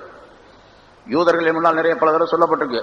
மதீனாவிலே வாசம் செய்த, வசித்துக் கொண்டிருந்த யூதர்களிலே ரெண்டு பார்ட்டி, பனு குரைலா, பனு நுவைர் என்று ரெண்டு பார்ட்டிகள், ரெண்டு பிரிவினர் இருந்தார், பெரும் கூட்டத்தினர். ஒவ்வொரு கூட்டத்திலும் கிளை பிரிவுகள் நிறைய இருக்கின்றன, கபீலாக்கள் தனித்தனியாக இருப்பாங்க. இந்த பனு குரைலா என்ற கூட்டத்தினர் ரசூலுல்லாஹி ஸல்லல்லாஹு அலைஹி வஸல்லம் அவர்களிடத்தில் ஒப்பந்தம் செய்திருந்தார்கள். நான் முதல்ல சொன்னபடி அந்த ஒப்பந்தத்தை அவர்களே முறித்து விட்டார்கள். சென்ற வாரம் சொல்லப்பட்டது, சென்ற பயானில் சொல்லப்பட்டது அஹ்ஸாப் என்ற ஒரு போர், அகழ் போர் என்பதாக. அதிலே மக்காவாசிகளிடத்தில் இந்த பனு குரைலா கூட்டத்தினர் தான் அங்கே போய் சொல்லி, அந்த தலைவர்களிடத்தில், அபூ சுஃபியானிடத்தில், மற்றவரிடத்திலாம் சொல்லி, நாங்களும் உங்களுக்கு உதவி செய்கின்றோம், முஸ்லிம்களை எப்படியாவது வேறு இருக்க வேண்டும், அவர்களை தோல்வியுறச் செய்ய வேண்டும், இல்லாமலாக்க வேண்டும் என்று சொல்லி நம்ம பல கூட்டங்கள் சேர்ந்து அவர்களோடு போறோம். நீங்க தனியா போய் மக்காவாசிகள் தோத்து போயிட்டீங்க, 2-3 இடத்துல பத்ரிலே போயிட்டீங்க, உங்களுக்கு உஹதுலயும் நல்ல வெற்றி கிடைக்கல, அடுத்த போர்களையும் உங்களுக்கு தோல்வி ஏற்பட்டு விட்டது, அதனால நாங்க உங்களுக்கு உதவி செய்யறோம், அக்கம் பக்கத்தில் உள்ள எல்லா கூட்டத்தாரையும் கூப்பிட்டுக்குவோம், எல்லாம் சேர்ந்து போய் போரிடுவோம் என்பதாக சொல்லி அஹ்ஸாப் என்ற அந்த போர் நடந்தது. அஹ்ஸாப் என்று சொன்னாலே பல கூட்டத்தினர், பல பிரிவினர் என்பதாக பொருளாகும். அதிலே அவர்களுக்கு மிகப்பெரிய தோல்வி ஏற்பட்டது. அது இப்ப அந்த ஒப்பந்தத்தை முறித்துவிட்டு எதிரிகளோடு சேர்ந்து கொண்டு முஸ்லிம்களுக்கு பாதகமாக சூழ்ச்சி செய்து போர் செய்ய ஆரம்பித்தார்கள். இப்ப ஒப்பந்தத்தை முறிச்சிட்டாங்க. இப்படி வயிம்மா தகாஃபன்ன மின் கௌமின், ஒப்பந்தத்தை முறித்துவிட்ட கூட்டத்தாரிடத்திலிருந்து மோசடி செய்வதை, சதி செய்வதை நீர் பயந்தால், அவர்கள் சதி செய்கின்றார்கள், அதாவது ஒப்பந்தத்தை முறித்துவிட்டு முஸ்லிம்களுக்கு எதிராக சதி செய்கின்றார்கள் என்பதை நீ பயந்தால், நம்ம ஒப்பந்தம் செஞ்சிருக்கிறோமே, நம்ம எப்படி முறிக்கிறது அப்படின்லாம் நீங்க பார்த்துட்டு இருக்க வேணாம், நீங்க செஞ்ச ஒப்பந்தத்தை முறிச்சிடுங்க. அதுக்கு எப்படி அல்லாஹ் சொல்றான், பன்பித் இலைஹிம் அலா சவா, சமமாக, அவர்கள் செய்ததை போன்று சமமாக அவர்களின் பக்கம் நீரும் அந்த ஒப்பந்தத்தை தூக்கி எறிந்து விடுவீராக.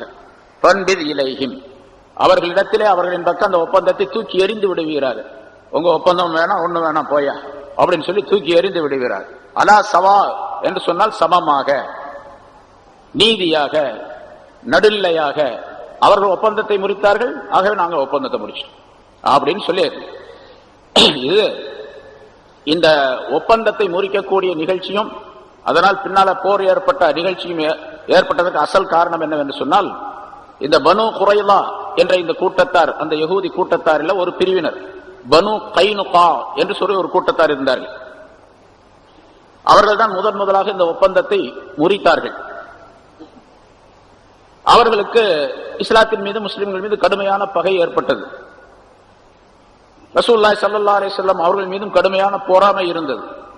அதன் காரணமாக எப்படியாவது பழி வாங்க வேண்டும், முஸ்லிம்களை ஏதாவது தொந்தரவு செய்து கொண்டிருக்க வேண்டும் என்ற எண்ணத்திலேயே அவர்கள் இருந்தார்கள். அப்படி இருந்த நேரத்தில் ஒரு நாள் அந்த யூதர்களுடைய கடை தெரு ஒன்று இருக்கிறது. அதுல பெரும்பாலும் இந்த பனு கைனுகா என்ற கூட்டத்தார்கள் கடை வச்சிருக்கிறாங்க எல்லாருமே, ஒரு பெரிய கடை தெரு. அதுல ஒரு முஸ்லிமான பெண், சஹாபி பெண்மணி, ஒரு பொருள் வாங்குவதற்கான இந்த கடைக்கு அந்த கடை தெருவுக்கு சென்றார், கடை வீதிக்கு சென்றார். அந்த பஜார்ல போகும்போது அந்த பெண்ணுக்கு தேவை ஒரு நகை செய்வதற்காக வேண்டி ஒரு பொற்கொள்ளரிடத்தில் அந்த நகையை கொடுத்து அதை செய்ய வேண்டும் என்பது அந்த பெண்ணுடைய நோக்கம். இப்படி போகும்போது அந்த பனு கைனுகா என்ற அந்த யூத கூட்டத்தாரை சேர்ந்த ஒரு மனிதர் தான் அங்கே பொற்கொள்ளராக, தட்டானாக வேலை செய்து கொண்டிருக்கின்றார். இந்த பெண்மணி முகமூடி போட்டுக்கொண்டு, அதாவது புர்கா போட்டுக்கொண்டு முகத்தை மூடிக்கொண்டு போய்கொண்டு இருக்கின்றார். அந்த கடைகளிலே உட்கார்ந்திருந்த கடைத்தெருவில் இருந்த அந்த யூதர்களிலே சிலர், யார் அது போறது, முக்காட்டை எடு அப்படின்னு சொல்லி சொன்னாங்க. அந்த பெண்மணி முக்காட்டை விளக்கவில்லை. சில பேர் வேணும்னே வந்து அந்த முக்காட்டை எடுத்து விட்டாங்க. அப்பவும் அந்த பெண்மணி கெட்டியாக பிடித்துக் கொண்டார், முக்காட்டை எடுக்கவில்லை, வேகமாக போயிட்டார். போய் அவருடைய நோக்கம் அந்த பொற்கொள்ளருடைய அந்த கடைக்கு போக வேண்டும். அந்த கடைக்கு போய் ஒரு பொருள் செய்வதற்காக வேண்டி கேட்டுக்கொண்டிருந்தார். அந்த பொற்கொள்ளன் இருக்கான அவனும் அந்த பனு கைனுகா கூட்டத்தை சேர்ந்தவன், யூத கூட்டத்தை சேர்ந்தவன். இந்த பெண்ணை பார்த்த உடனே இவர்கள் கிண்டல் செய்து கொண்டே, கேலி செய்து கொண்டே 4-5 பேர் பின்னாலே வந்தாங்க. அந்த கடை கிட்ட வந்து நின்றாங்க. மறுபடியும் கிண்டல் செஞ்சுக்கிட்டு இருந்தாங்க, கேலி செஞ்சுக்கிட்டு இருந்தாங்க. இந்த நேரத்தில் அந்த பெண்மணி திரும்பி உட்கார்ந்திருந்த நேரத்தில் அந்த கடையில் இருந்த அந்த பொற்கொள்ளன் என்ன கடைக்காரன் என்ன செஞ்சான்னு கேட்ட, ஒரு முள்ளை எடுத்து, அதாவது ஒரு குச்சியோ அல்லது ஒரு ஊசியோ எடுத்து அந்த பெண்ணுடைய பின்னால் இருந்த அந்த துணியை கிழிச்சு விட்டுட்டான். இது அந்த பெண்ணுக்கு தெரியாது கிழிச்சது. என்னால பிளேடு போட்டு கிழிக்கலான்னு வச்சுங்க, யாருக்கும் தெரியாது. அது மாதிரி அந்த துணியை கிழிச்சிட்டான். அந்த பெண் எந்திரிக்கும் போது அந்த பெண்ணுடைய அவுரத்து ஒரு பகுதி தெரியக்கூடிய சூழ்நிலை ஏற்பட்டது. இதை பார்த்த உடனே அவெல்லாம் கேலி பண்ணி சிரித்தார்கள். இப்படி சிரித்துக் கொண்டு அந்த பெண் வெட்கப்பட்டு அழுது கொண்டு சப்தமிட்டுக் கொண்டு வெளியே வரக்கூடிய நேரத்தில் அந்த பக்கம் ஒரு முஸ்லீம், ஒரு சஹாபி வந்தார். விஷயத்தை தெரிஞ்ச உடனே இந்த சஹாபி அவர்களை தாக்கினார். அவங்க இவரை தாக்கினார்கள். இந்த மாதிரி 2 பேருக்கு மத்தியில் கைகலப்பு ஏற்பட்டது. கைகலப்பு ஏற்பட்டு கடுமையான ஒரு சூழ்நிலை ஏற்பட்டு விட்டது அந்த இடத்துல.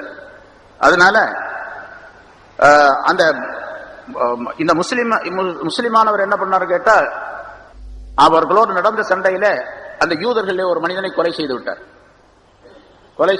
ஒரு கொலை விழுந்துருச்சு. இதனால அந்த யூதர்கள் கடுமையான கோபத்தில் இருந்தார்கள். அவங்க என்ன பண்ணாங்கன்னா, திரும்ப இந்த முஸ்லிமான மனிதரை விரட்டி கொண்டு போய் அவரை கொலை செய்து விட்டார்கள். முதல்ல முஸ்லிம் யூதனை கொலை செய்தார். பிறகு யூதர்கள் எல்லாரும் சேர்ந்து அந்த முஸ்லிமை கொலை செய்து விட்டார்கள். இந்த விஷயம் ரசூலுல்லாஹி ஸல்லல்லாஹு அலைஹி வஸல்லம் அவர்களுக்கு தெரிந்தது.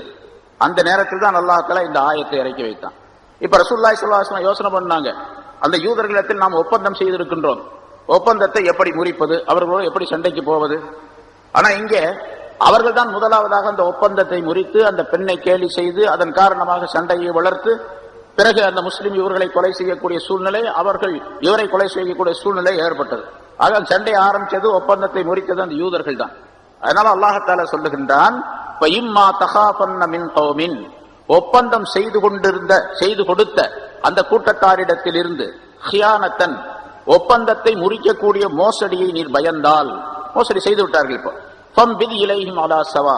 அவர்களின் பக்கம் அந்த ஒப்பந்தத்தை நீரும் தூக்கி எறிந்து விடுவீராக, சரியாக அவர்களுக்கு சமமா, அவங்க செஞ்சா நாங்க செஞ்சோம் அப்படின்னு சரியாக செய்து விடு என்று அல்லாஹ் சொல்லி காட்டுகின்றான்.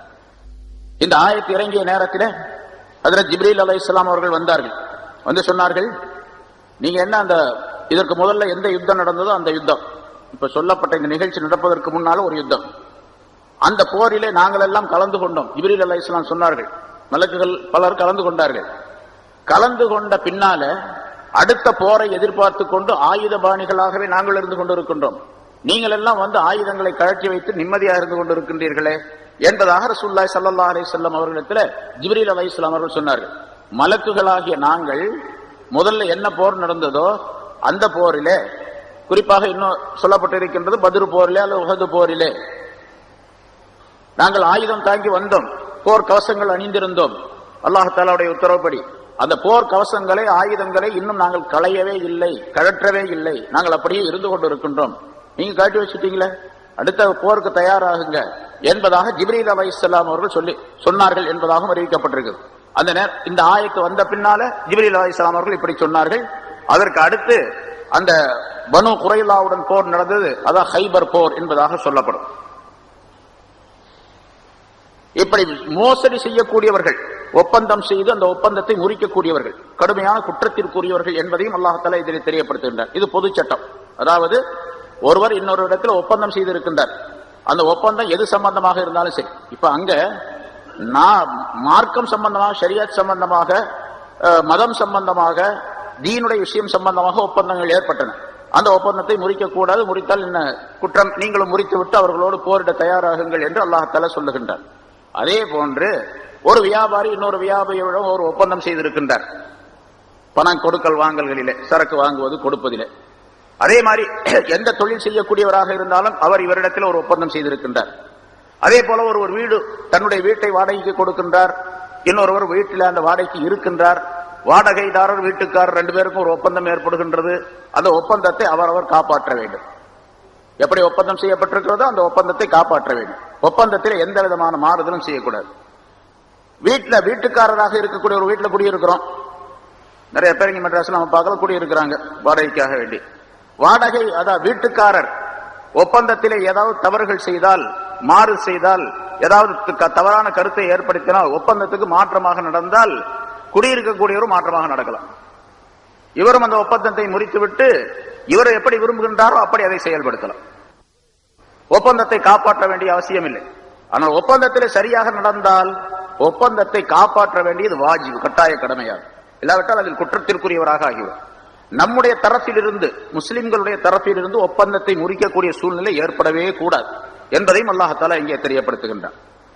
அதனால ஒருவருக்கொருவர் ஒப்பந்தம் செய்யும், அதே போல கடன் வாங்குறது, கொடுக்கிறது, இப்படி பல்வேறு விதமான ஒப்பந்தங்கள் வாய்மொழியாக செய்யப்படுகின்றது, எழுத்து மூலமாக செய்யப்படுகின்றது. எப்படி செய்தாலும் சரி எல்லாவற்றையும் காப்பாற்ற வேண்டியது ஒரு மூமினான மனிதனுடைய கடமை என்பதை அல்லாஹ் தஆலா இதன் மூலமாக தெரியப்படுத்துகிறார். ஒப்பந்தத்தில் எந்த விதமான மாற்றமும் செய்துவிடக்கூடாது.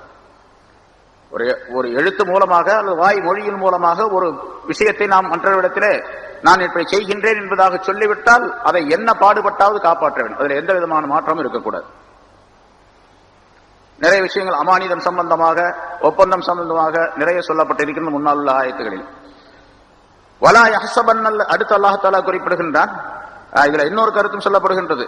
அதாவது ஒப்பந்தத்தை முறித்தவர்களை முறியடிப்பதற்காக வேண்டி, அவர்கள் ஒப்பந்தத்தை முறிச்சிட்டாங்க முதல்ல, அதனால அவர்களை முறியடிப்பதற்காக வேண்டி தந்திரமான சில விஷயங்களை செய்து, சூழ்ச்சி செய்து அவர்களை தோல்வியுறச் செய்வதும் கூடும் மூமினானவருக்கு. இது போர் சம்பந்தமாக அல்லாஹ் தஆலா இந்த ஆயத்தை சொல்லுகின்றான். இப்ப அவர்கள் ஒப்பந்தத்தை முறித்ததின் காரணமாக போரிலே அவர்களை வெல்வதற்காக வேண்டி, போரிலே அவர்களை சந்திப்பதற்காக வேண்டி, அவர்களிடத்தில் போரிடுவதற்காக வேண்டி அந்த போரிலே என்னென்ன சூழ்ச்சிகள் செய்யலாமோ அதையெல்லாம் செய்யலாம். பொதுவாக முன்னால சொல்லப்பட்டிருக்குது, பொய் சொல்லுவது ஹராம் இல்லையா, பொய் சொல்லக்கூடாது 3 இடங்களிலே தவிர என்று ரசூலுல்லாஹி ஸல்லல்லாஹு அலைஹி வஸல்லம் சொன்னாங்க. 3 இடத்துல பொய் சொல்லலாம். அந்த 3ல 1 போர்க்களத்திலே பொய் சொல்லலாம். போர்க்களத்திலே பொய் சொல்லலாம். போர்க்களத்திலே எதிரிகளை தாக்குவதற்காக வேண்டி, எதிரிகளுக்கு முஸ்லிம்களை பற்றி உள்ள விஷயத்தை பயமுறுத்தாட்டுவதற்காக வேண்டி அல்லது அவர்களை ஏமாற்றுவதற்காக வேண்டி ஏதாவது ஒரு விஷயத்தில் போர்க்களத்திலே பொய் சொல்லுவது ஆகும் என்பதாக சொல்லியிருக்கு. அதே போன்று போர்க்களத்திலே தந்திரம் செய்வது, சூழ்ச்சி செய்வது, அவர்களை தாக்குவதற்காக வேண்டி, அவர்களை தோல்வியுறச் செய்வதற்காக வேண்டி செய்யக்கூடிய எல்லா விஷயம் கூட ஸல்லல்லாஹு அலைஹி வஸல்லம் பொதுவாக சொன்னார்கள், அல் ஹர்பு ஹதாத்துன், போர் என்பதை சூழ்ச்சி செய்வதுதான். சூழ்ச்சி இல்லாமல் போரை வெல்ல முடியாது, போரை வெற்றி பெற முடியாது. போர் ஏற்படக்கூடிய இடத்துல இன்றும் நடக்கக்கூடிய விஷயம். ஒரு நாட்டில இருந்து இன்னொரு நாட்டுக்கும் போர் ஏற்படுகின்றது என்று சொன்னால், இந்த நாட்டில் உள்ளவர் அந்த தன்னுடைய உளவாளிகளை அந்த நாட்டுக்கு அனுப்புவார். மிகப்பெரிய பிரயாசை எடுத்து பல மாதங்கள் பல ஆண்டுகளுக்கு முன்னதாகவே அந்த நாட்டில் உள்ள வலிமை எப்படி இருக்கின்றது, அவர்கள் என்னென்ன செய்கின்றார்கள், நம்ம நாட்டை பற்றி என்ன எண்ணிக்கொண்டிருக்கின்றார்கள், எப்படியெல்லாம் நம்மை பற்றி பேசிக் கொண்டிருக்கின்றார்கள், என்னென்ன தயார் நிலையில் அவர்கள் இருக்கின்றார்கள் என்பதை உளவறிந்து வருவதற்கான உளவாளிகளை அனுப்புவது பழக்கம் இன்றும் இருக்கின்றது. அதே போன்று அவர்கள் இங்கே அனுப்புவார்கள், இவர்கள் அங்கே அனுப்புவார்கள். அவங்க சுற்று பிரயாணிகள் மாதிரி அந்த நாட்டில் இருந்து இவர்களோடு பழகி பல மாதங்கள் இருந்து என்னென்ன நடக்கின்றது என்பதை கவனித்துக் கொண்டு போய் அங்கே சொல்லிடுவார். இதெல்லாம் ஹதாஜ், மோசடி செய்வது, அதாவது சதி செய்வது என்பதாக பொருளாகும். தன்னுடைய நாட்டை காப்பாற்றுவதற்காக வேண்டி, தன்னுடைய மக்களை காப்பாற்றுவதற்காக வேண்டி போர்க்களத்திலே இந்த மாதிரி சூழ்ச்சிகள் செய்வது கூடும் என்பதையும் ரசூலுல்லாஹி ஸல்லல்லாஹு அலைஹி வஸல்லம் அவர்கள் சொல்லி காட்டுகின்றார். அதெல்லாம் இந்த ஆயத்தின் மூலமாக பெறப்படக்கூடிய கருத்து. அல்லாஹ் தஆலா போர் சம்பந்தமான விஷயங்கள் அனைத்தையும் இந்த ஆயத்துகளிலே சொல்லி காட்டுகின்றான். போர்க்களத்திலே எப்படி நடந்து கொள்ள வேண்டும் என்பதையெல்லாம் சொல்லுகின்றான். இன்னைக்கு நிறைய போர் நடக்குது, நம்ம பார்க்கிறோம். அமெரிக்கா போய் எல்லா நாடுகளையும் தாக்குறான். ஆனா பூரா அநியாயமாக, நியாயத்துக்கு மாற்றமாக, ஒப்பந்தத்துக்கு எதிராக, மனித தன்மைக்கு எதிராக, உலக வரலாற்றிலே இல்லாத அநியாயமாக செய்யக்கூடிய போர்களை நாம் பார்க்கின்றோம். இங்க இஸ்லாமிய போர் முறையை பற்றி அல்லாஹ் தஆலா எப்படி எல்லாம் நடந்து கொள்ள வேண்டும் என்பதை, அவங்க ஒப்பந்தத்தை முறிக்கலன்னு நீங்க முறிக்க கூடாது, அதை காப்பாற்ற வேண்டும். காப்பாற்றுவது வாஜிப் என்பதாக சொல்லப்பட்டிருக்கின்றது. அதனால முஸ்லிம்களிடத்தில் எந்த விதமான அநியாயத்தையும், ஒரு உண்மையான முஸ்லிமாக இருந்தால் அவரிடத்திலிருந்து அநியாயத்தை எதிர்பார்க்க முடியாது. அவர் அநியாயம் செய்யக்கூடியவராக இருக்க மாட்டார்.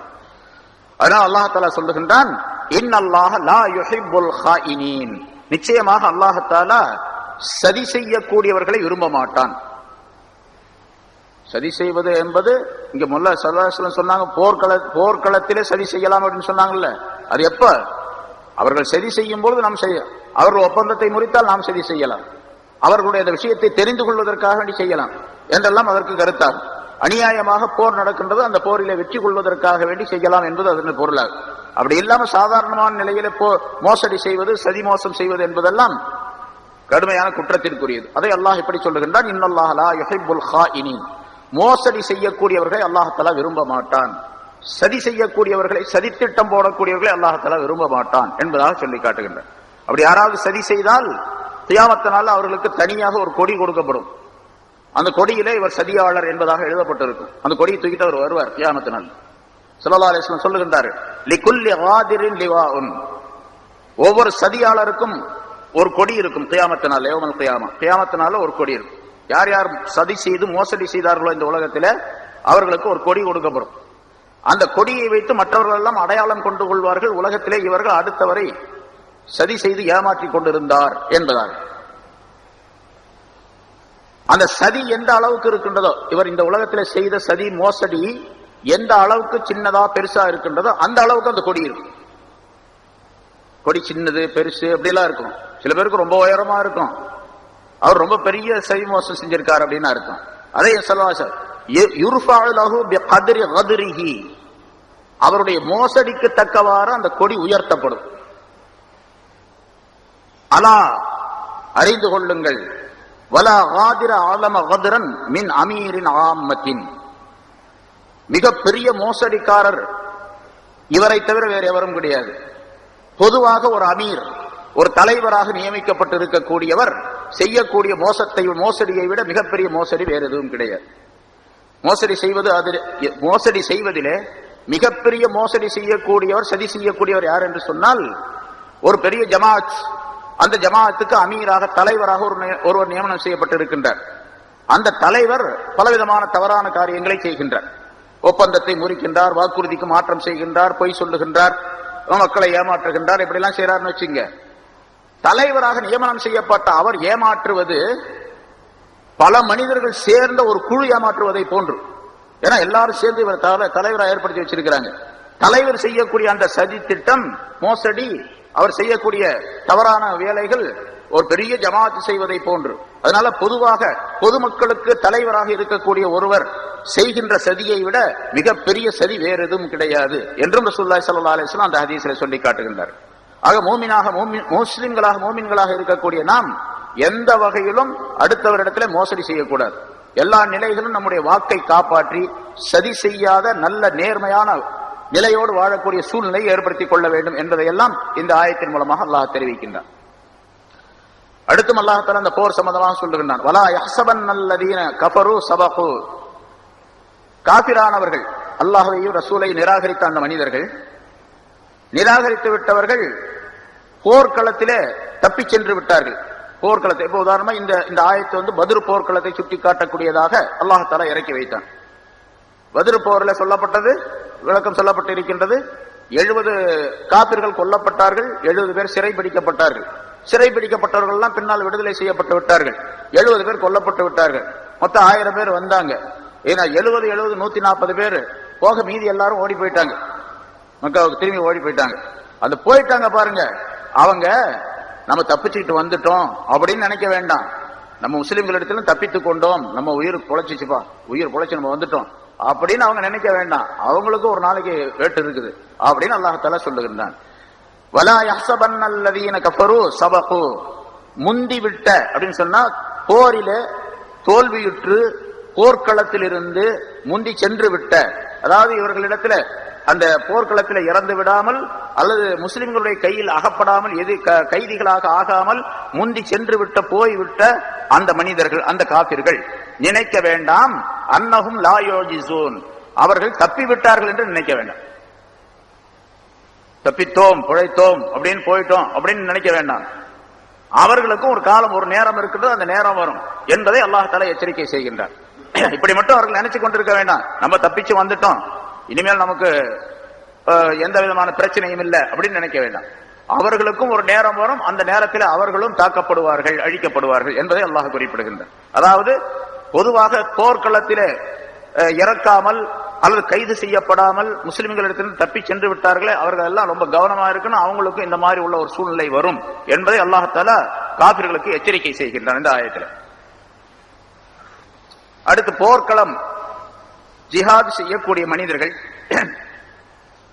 ஸல்லல்லாஹு அலைஹி வஸல்லத்துடைய காலத்துல எல்லா நேரங்களிலும், இரவு பகல் எல்லா நேரம் 24 மணி நேரம் ஒவ்வொரு நாளும் எதிரிகள் எப்படி வருவார்கள், எப்படி தாக்குவார்கள், என்னென்ன செய்வார்கள் என்பதை ஒவ்வொருவரும் பயந்து கொண்டே இருந்தார்கள்.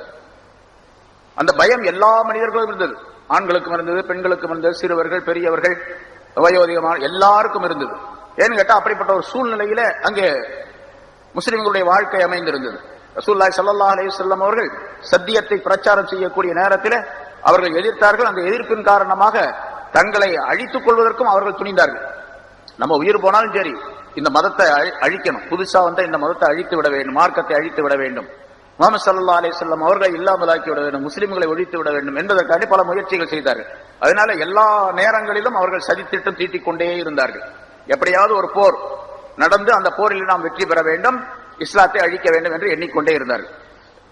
இப்படிப்பட்ட ஒரு சூழ்நிலையில நீங்கள் என்ன செய்ய வேண்டும் என்று சொன்னால், போருக்கு தேவையான எல்லா விதமான தயாரிப்புகளோடு நீங்கள் தயாரா இருக்கணும். போருக்கு என்னென்ன தேவை? ஆயுதங்கள் தேவை, வாகனங்கள் தேவை, அப்புறம் கவசங்கள் தேவை, பொருளாதாரம் தேவை. இவை எல்லாவற்றையும் தயார் நிலையில் வைத்துக் கொண்டிருக்க வேண்டும். அதுல குறிப்பாக 2 விஷயம், வாகனங்கள் கண்டிப்பா தேவை, ஆயுதங்கள் தேவை. அதே போன்று உங்களுடைய சக்தியை வளர்த்துக் கொள்ளக்கூடிய திறமையும் தேவை. போர் செய்வதற்கு வெறும் ஆயுதம் மட்டும் இருந்தா போதாது. ஒருத்தர் பெரிய AK-47 துப்பாக்கியை தூக்கிட்டு ஒருத்தர் போறாரு, அவருக்கு துப்பாக்கி பிடிக்கவே தெரியாது, அவர் ரொம்ப பலமான ஆளா இருக்காரு, ரொம்ப பலமான ஆளு, மோட்டாவா இருக்காரு, ஆனா துப்பாக்கி எப்படி உபயோகிக்கிறதுனே தெரியாது. அவர் துப்பாக்கி தூக்கிட்டு போய் என்ன பண்ணுவார்? கத்தி தூக்கிட்டு போய் என்ன பண்ணுவார்? கத்தி சண்டை போடவே தெரியாது. அந்த காலத்துல ஒருத்தர் வச்சு கத்தி சண்டை போடவே தெரியாது, கத்தியை தூக்கிட்டு போறார், கத்தியை தூக்குறதுக்கே முடியாது அவர்னால, எப்படி சண்டை போடுவார்? அப்ப கத்தி இருந்தா அந்த வாளை கொண்டு சண்டை போடுவதற்கும் பயிற்சி எடுத்துக் கொள்ள வேண்டும்.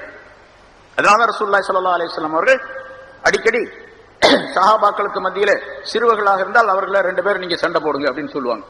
மஸ்ஜித் நபவியிலேயே அங்க 2 பேர் சண்டை போடுங்க, இன்னும் 2 பேர் அங்க சண்டை போடுவாங்க. யார் ஜெயிக்கிறாங்களோ அவங்களுக்கு பாராட்டு, ரசூலுல்லாஹி ஸல்லல்லாஹு அலைஹி வஸல்லம் பாராட்டுவாங்க அவர்கள். அது மாதிரிலாம் நடந்துகிட்டு இருந்தது. மல்யுத்தம் செய்வாங்க, கத்தி சண்டை போடுவாங்க, வில்லெறிவார்கள், அம்பெறிவார்கள், இப்படியெல்லாம் எரியக்கூடிய சூழ்நிலையை ரசூலுல்லாஹி ஸல்லல்லாஹு அலைஹி வஸல்லம் உருவாக்கி வைத்திருந்தார்கள். அதை அல்லாஹ் தஆலா இந்த ஆயத்தின் மூலமாக சொல்லிக்காரு. இந்த ஆயத்தின் மூலமாக அந்த கருத்துக்கள் எல்லாம் பெறப்பட்டு அந்த சஹாபாக்கள் பயிற்சியாளர்களாக இருந்தார்கள், பயிற்சி பெற்றவர்களாக இருந்தார்கள் என்பதை குறிப்பிடுகின்றார். வஅஇது லஹும் மஸ்ததாஅத்தும். மேல சொன்ன விஷயம் மோசடி செய்யக்கூடாது, சரி செய்யக்கூடாது அப்படின்னு சொன்னா நீங்க அல்லாஹ்வை பயந்து வாழ வேண்டும். தக்வா, உங்களிடத்தில் அல்லாஹ்வுடைய பயம் இருக்க வேண்டும், தக்வா இருக்க வேண்டும். வெறுமனே தக்வா மட்டும் இருந்தா பத்தாது. தக்வா இருக்குது, அல்லாஹ்வை நான் பயந்து இருக்கிறேன் அப்படின்னு சொல்லிட்டு உட்கார்ந்துட்டா எதிரி வந்து அடிச்சுட்டு போயிடும். அதனால எதிரிகளை தாக்கக்கூடிய சக்தியும் உங்களிடத்தில் இருக்கணும். அதை அடுத்து இந்த ஆயத்தில் அல்லாஹ் சொல்லுகின்றான். வஅஇது லஹும், அவர்களுக்காக, அவர்களை வெல்வதற்காக அஇது, நீங்கள் தயார் நிலையில் இருங்கள். அவர்களை என்று சொன்னால் அந்த காபிர்களை, எதிரிகளை வெல்வதற்காக வேண்டி நீங்கள் தயார் நிலையில் இருங்கள். மஸ்ததாத்தும், உங்களால் இயன்ற அளவுக்கு தயார் நிலையில் இருங்கள். இயன்ற அளவுக்குன்னா எதன் மூலமாக? மின் குவ்வத்தின் வமிர் ரிபாத்தில் கைரி, சக்தியின் மூலமாகவும் குதிரைகளை தயார் செய்து வைத்திருப்பதின் மூலமாகவும். 2 விஷயத்தை அல்லாஹ் தஆலா சொல்றான். குவத் சக்தியின் மூலமாகவும், வமிர் ரிபாத்தில் கைல் குதிரையை கட்டி வைத்து குதிரையை தயார் நிலையில் வைத்துக் கொண்டிருப்பதின் மூலமாகவும் நீங்கள் அவர்களிடத்தில் போரிடுவதற்கு தயார் நிலையில் இருங்கள் என்று அல்லாஹ் தஆலா குறிப்பிடுகின்றார். இந்த 2 வார்த்தைகள், மின் குவ்வத்தின், குவ்வத் என்ற ஒரு வார்த்தை, ரிபாத்துல் கைல் குதிரையை தயார் செய்து வைக்கிறது, 2 விஷயம். சரி, இந்த குவ்வத் என்று சொன்னால் என்ன அப்படின்னு சொன்னா சக்தி உங்களிடத்தில் இருக்க வேண்டும். சக்தி என்று சொன்னாலும் உடல் சக்தி மட்டுமல்ல. ஒருத்தர் நல்ல உடல் சக்தி உள்ளவராக இருக்கிறாரு, அவரை அந்த சக்தியை பாதுகாத்துக் கொள்வதற்கு, அந்த சக்தியை பிரயோகிப்பதற்கு வேறு பல பொருள்கள் தேவை.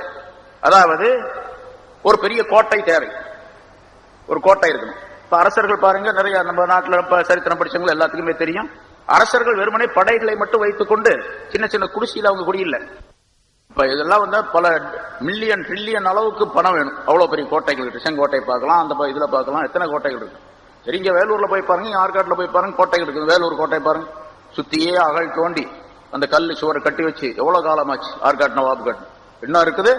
அந்த கோட்டைய என்னென்னமோ எத்தனையோ போர்கள் நடந்திருக்கு, எத்தனையோ பிரச்சனை நடந்திருக்கு. அந்த கோட்டை இன்னும் இருந்துகிட்டு தான் இருக்குது, நம்ம பார்க்கணும்.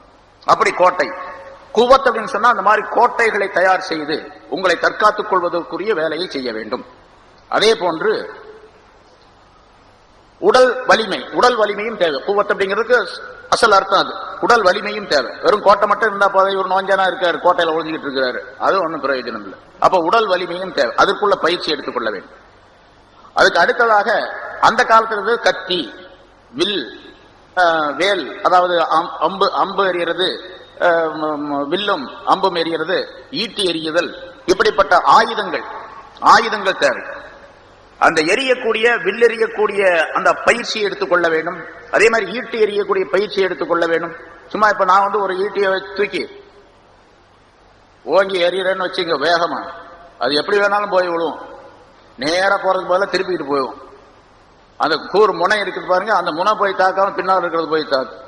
அப்ப பயிற்சி எடுத்துக்கொண்டால்தான் அந்த எரியக்கூடிய தன்மை ஏற்பட முடியும், எதிரிகளை தாக்கக்கூடிய சூழ்நிலை ஏற்படும். அந்த ஈட்டியை எரியக்கூடிய நேரத்தில் முதல்ல சாதாரணமாக ஒருத்தர் பயிற்சி இல்லாத ஒரு மனிதர் இருந்தார் அப்படின்னு வச்சுங்க, ஒரு 10 அடி தூரம் கூட போகாது. பயிற்சி உள்ள ஒரு மனிதன் எறிந்தால் அது 50 அடி தூரம் போகும், 100 அடி தூரம் கூட போகும், இல்லையா? நம்ம இப்ப விளையாட்டுகள்ல நிறைய பாக்குறோம். இந்த த்ரோ பால் எறிகிறாங்க, இந்த வட்டு எறிகிறாங்க, இதெல்லாம் பாருங்க. அது பயிற்சி எடுத்துக்கொண்டார், பயிற்சியின் காரணமாக அவர்கள் நீண்ட தூரம் அந்த எறிந்து சாதனை படைக்கின்றார்கள். அதுபோன்று பயிற்சி எடுத்துக்கொள்ள வேண்டும். அப்ப சாதனங்கள் இருக்க வேண்டும், ஈட்டி, அம்பு, வாள், இது போன்ற சாதனங்கள்லாம் இருக்க வேண்டும். அதை எரிந்து பயிற்சி எடுத்து அதை பழகிக் கொள்ள வேண்டும் என்பதும் குவத் என்பதற்கு மற்றொரு பொருள். அதே போன்று போர்க்களத்தில் என்னென்ன தேவை, போர்க்களத்திற்கு போர் செய்வதற்காக இந்த ஆயுதங்கள், உடல் வலிமை, கோட்டை அப்படிங்கிறது மட்டுமல்ல, இன்னும் என்னென்னமோ பொருள்கள் தேவைப்படும். அந்த பொருள்கள் எல்லாம் இருக்க வேண்டும். வாகனங்கள் தேவை, 2வது அல்லாஹ் சொல்றான். இந்த குவத் என்பதற்கு இப்படி பல பொருள், பல கருத்துக்கள். பொதுவாக ஃபகுல்லு மா ஹுவ ஆலத்துன் யுஸ்தானு பிஹி ஃபில் ஜிஹாத், ஜிஹாத் செய்வதற்கு உதவியாக இருக்கக்கூடிய எல்லா கருவிகளும் குவத் என்பதிலே சேர்ந்தது. குவத் என்பதிலே எல்லா கருவிகளும் சேர்ந்தது. ரசூலுல்லாஹி ஸல்லல்லாஹு அலைஹி வஸல்லம் அவர்கள் சொல்லுகின்றார்கள், சஹாபாக்களை பார்த்து சொன்னார்கள். சஹாபாக்கள், அதாவது குறிப்பாக மதீனாவாசிகள், மக்காவாசியும் அப்படித்தான், அங்கு காபிர்களாக இருந்த காரணத்தால் அவர்களுக்கு அந்த நிலையை ரசூலுல்லாஹி ஸல்லல்லாஹு அலைஹி வஸல்லம் ஏற்படுத்தல. சொன்னாங்க, இவர்கள் எல்லாம், அதாவது இந்த அரபியர்கள் எல்லாம், மக்காவாதிகள், மக்கா மதீனா இருந்த அரபியர்கள் எல்லாம் நபி இஸ்மாயில் அலைஹிஸ்ஸலாம் அவருடைய வம்சத்தைச் சேர்ந்தவர்கள். ரசூலுல்லாஹி ஸல்லல்லாஹு அலைஹி வஸல்லம் அவர்களும் இஸ்மாயில் அலைஹிஸ்ஸலாம் அவருடைய வம்சத்திலிருந்து வந்தவர்கள் தான். இஸ்மாயில் அலைஹிஸ்ஸலாம் அவர்களில் இருந்து வந்த அந்த சந்ததியிலே உள்ளவர்கள் இவர்கள். அதே போன்று ரசூலுல்லாஹி ஸல்லல்லாஹு அலைஹி வஸல்லம் அவர்கள். அதனால ஒரு தடவை ரசூலுல்லாஹி ஸல்லல்லாஹு அலைஹி வஸல்லம் சொன்னார்கள், யா பனி இஸ்மாயில், இஸ்மாயிலுடைய வர்க்கத்தினரே, இஸ்மாயில் அலைஹிஸ்ஸலாம் அவர்களுடைய வர்க்கத்தினரே, நீங்கள் எரிந்து பழகிக் கொள்ளுங்கள். அதாவது வில்லெறிந்து, அம்பிலே வில்லை வைத்து வில்லெறிந்து பழகிக் கொள்ளுங்கள். அப்படி பழகிக்கொள்ள, வில் எறிவது என்பது அது நீங்கள் வில்லறிந்து பழகிக் கொள்ளுங்கள், அந்த பயிற்சி எடுத்துக் கொள்ளுங்கள். ஏனென்றால் பையின் அபாக்கும் ராமின், உங்களுடைய தந்தை மூதாதையர் இருந்தாரே நபி இஸ்மாயில் அலைஹிஸ்ஸலாம் அவர்கள், அவர் வில்லெறிவதிலே விற்பன்னராக இருந்தார், வில்லெறியக்கூடிய மிகப்பெரிய வீரராக அவர் இருந்தார். ஆகவே நீங்களும் வில்லெறிந்து பழகிக் கொள்ளுங்கள் என்பதாக சொன்னார்கள். இப்ப இஸ்மாயில் அலைஹிஸ்ஸலாம் அவர்களே வில்லெறிவதிலே மிகப்பெரிய வீரராக இருந்திருக்கின்றார். அதனால் நீங்களும் அது மாதிரி இருந்திராதீங்க, அது மாதிரி இருங்கள், அதை விட்டு மாறி விடாதீர்கள் என்பதை ரசூலுல்லாஹி ஸல்லல்லாஹு அலைஹி வஸல்லம் சொல்லி காட்டினார்கள். வில்லறி இது எப்ப சொன்னாங்க? மெம்பர்ல நின்று ரசூலுல்லாஹி ஸல்லல்லாஹு அலைஹி வஸல்லம் மக்களுக்கு அறிவுரை சொல்லும் பொழுது இந்த வாசகத்தையும் சேர்த்து சொல்லுகின்றார்கள். அலா இன்னல் குவத்தார் ரம்யு, அல்லாஹ் தஆலா இந்த இடத்துல மின் குவத்தின் என்று இந்த ஆயத்திலே சொல்லுகின்றானே, அதனுடைய கருத்து அர் ரம்யு, வில்லறிவதுதான், அம்பறிவதுதான். அலா இன்னல் குவத்தார் ரம்யு, அலா இன்னல் குவத்தார் ரம்யு என்று 3 தடவை அந்த வாசகத்தை சொன்னார்கள் என்பதாகவும் குறிப்பிடப்படுகின்றது. அதனால வில்லெறிந்து, அந்த அம்பெறிந்து பழகுவது இருக்கின்றதே, அம்பெறியக்கூடியதில தேர்ச்சி பெறுவது இருக்கின்றதே, அது ஒரு ஒவ்வொரு முஸ்லிமான மனிதருக்கும் கட்டாயம் தேவை என்பதையும் ஸல்லல்லாஹு அலைஹி வஸல்லம் சொல்லித் தருகின்றனர். இது அந்த காலத்துல மட்டுமல்ல, இப்பவும் தேவைதான். அம்பு, இப்ப நம்ம அம்பும் தெரியாது வில்லும் தெரியாது, ஒன்னும் நமக்காகவும் தெரியும். நம்ம பசங்கள்ட்ட கேட்டு பாருங்க, அம்பு வில்லு அப்படின்னு சொன்னா, அம்பு வில்லு போடனா ராமரை போட்டு ராமருடைய கையில வில்லு அம்பை போடுமா, தனியா அம்பி இது போட தெரியாது, சொல்ல தெரியாது. ராமர் தான் வச்சிருப்பார், அவரை தவிர வேற யாரும் வில்லும் அம்பும் வச்சிருக்க மாட்டாங்க அப்படிங்கிற மாதிரி பசங்க சொல்லிக் கொடுக்கப்பட்டிருக்கிறார்கள் பாடத்துல. அது மட்டும்தான் தெரியும் அவனுக்கு. வில்லம்பு, அம்பு எறிவது இருக்கின்றதே, வில்லெறிவது, வில்லுடைய அந்த வில்வித்தை பழகுவது இருக்கின்றதே, அது ரொம்ப பிரயோஜனமாகும். எந்த அளவுக்கு என்று சொன்னால், துப்பாக்கியிலும் கூட அவ்வளவு தூரம் சுட முடியாது. ஒருத்தர் துப்பாக்கி சுடுறாருன்னு வச்சுங்க, ஒரு குறிப்பிட்ட எல்லை வரைக்கும் தான் போகும். ஆனா அம்பெறிது பார்த்தா கிட்டத்தட்ட 200 அடி வரைக்கும் போகும், 300 அடி வரைக்கும் கூட எரியும். ஒரு அம்புல வில்ல வச்சு அதை நான் தொடுத்து வேகமாக விட்டா பழக்கம் உள்ளவர், பயிற்சி எடுத்துக்கொண்டவர், கிட்டத்தட்ட 300 அடி வரைக்கும் போகும். 300 அடிக்கு அப்பால் உள்ள ஒரு மனிதனை குறி வைத்து இங்கிருந்தே எறிந்து அம்பெறிந்து கொள்ள முடியும். ஒரே அம்பல கொள்வார். எத்தனையோ அம்பு எறியக்கூடிய நிகழ்ச்சிகள் முன்னால் உள்ள மன்னர்களுடைய சரித்திரங்களிலே நாம் பார்த்திருக்கின்றோம். அதெல்லாம் மிகப்பெரிய தேவை உடையதாக ஆக்கப்பட்டிருக்குது. அதனால ரசூலுல்லாஹி ஸல்லல்லாஹு அலைஹி வஸல்லம் அவர்கள், உங்களுடைய தந்தை அம்பெறியக்கூடியவராக இருந்தார், நீங்களும் அம்பெறிந்து பழகிக் கொள்ளுங்கள் என்பதாக ரசூலுல்லாஹி ஸல்லல்லாஹு அலைஹி வஸல்லம் சொன்னார்கள். அதனால ஒரு ஹதீஸ்ல சொல்லுகின்றார்கள், குல்லு ஷைஇன் யல்ஹு பிஹிர் ரஜுல் பாத்திலுன் இல்லா ரம்யஹு பிகௌசிஹி. ஒரு மனிதன் விளையாடக்கூடிய விளையாட்டெல்லாம், எந்த விளையாட்டாக இருந்தாலும் விளையாட்டெல்லாம் பாத்திலானது, தவறானதுதான். அவன் அம்பெறியக்கூடிய அந்த விளையாட்டை தவிர, தன்னுடைய வில்லிலே அம்பை வைத்து எரியக்கூடிய அந்த விளையாட்டை தவிர மற்ற எல்லா விளையாட்டும் பாத்திலானவை. தன்னுடைய குதிரையை பழக்குவதை தவிர மற்றதெல்லாம் பாத்திலானவை. குதிரை ஏற்றம், குதிரை சவாரி, குதிரை ஓட்டம், குதிரை மீது சவாரி செய்து பாய்ந்து செல்லுவது, இவற்றையெல்லாம் பழகிக் கொள்ள வேண்டும். அதை தவிர அதுவும் பாத்தில் அல்ல, அது நல்ல விஷயம். அது அல்லாஹ்விடத்தில் நன்மையை பெற்றுத் தரக்கூடிய விஷயமாகும். அதே போன்று முலாஅபத்தஹு அஹ்லஹு, தன்னுடைய மனைவியுடன் விளையாடுவது. இந்த 3 விளையாட்டை தவிர மற்ற எல்லா விளையாட்டுகளையும் அல்லாஹ் தஆலா வெறுக்கின்றான் என்பதாக மற்றொரு ஹதீஸிலே சொல்லப்பட்டிருக்கின்றது. அதிலே அம்பெறிந்து பழகுவது இருக்கின்றதே, அதை முதலாவதாக ரசூலுல்லாஹி ஸல்லல்லாஹு அலைஹி வஸல்லம் அவர்கள் சொல்லி காட்டி, ஃபைன்னஹு மினல் ஹக்கி, இது உண்மையானது, சத்தியமானது என்பதாகவும் சொல்லுகின்றார்கள். இதை தவிர மற்றதெல்லாம் மனிதனுக்கு பிரயோஜனம் தராது, பலன் தராது என்பதாகவும் குறிப்பிடுகின்றார். மற்ற விளையாட்டுகள் எல்லாம் மனிதனுக்கு பலன் தராது. இந்த மூன்று விளையாட்டுகளும் மனிதனுக்கு பலன் தரக்கூடியவை என்று சொன்னால் உலகத்திலும் பலன் தரக்கூடியவை, ஆகிரத்திலும் பலன் தரக்கூடியவை. அதனால வில்லெறிந்து பழக வேண்டும் என்பதை ஸல்லல்லாஹு அலைஹி வஸல்லம் சொல்லுகின்றார்கள். உஹது போர்க்களத்திலே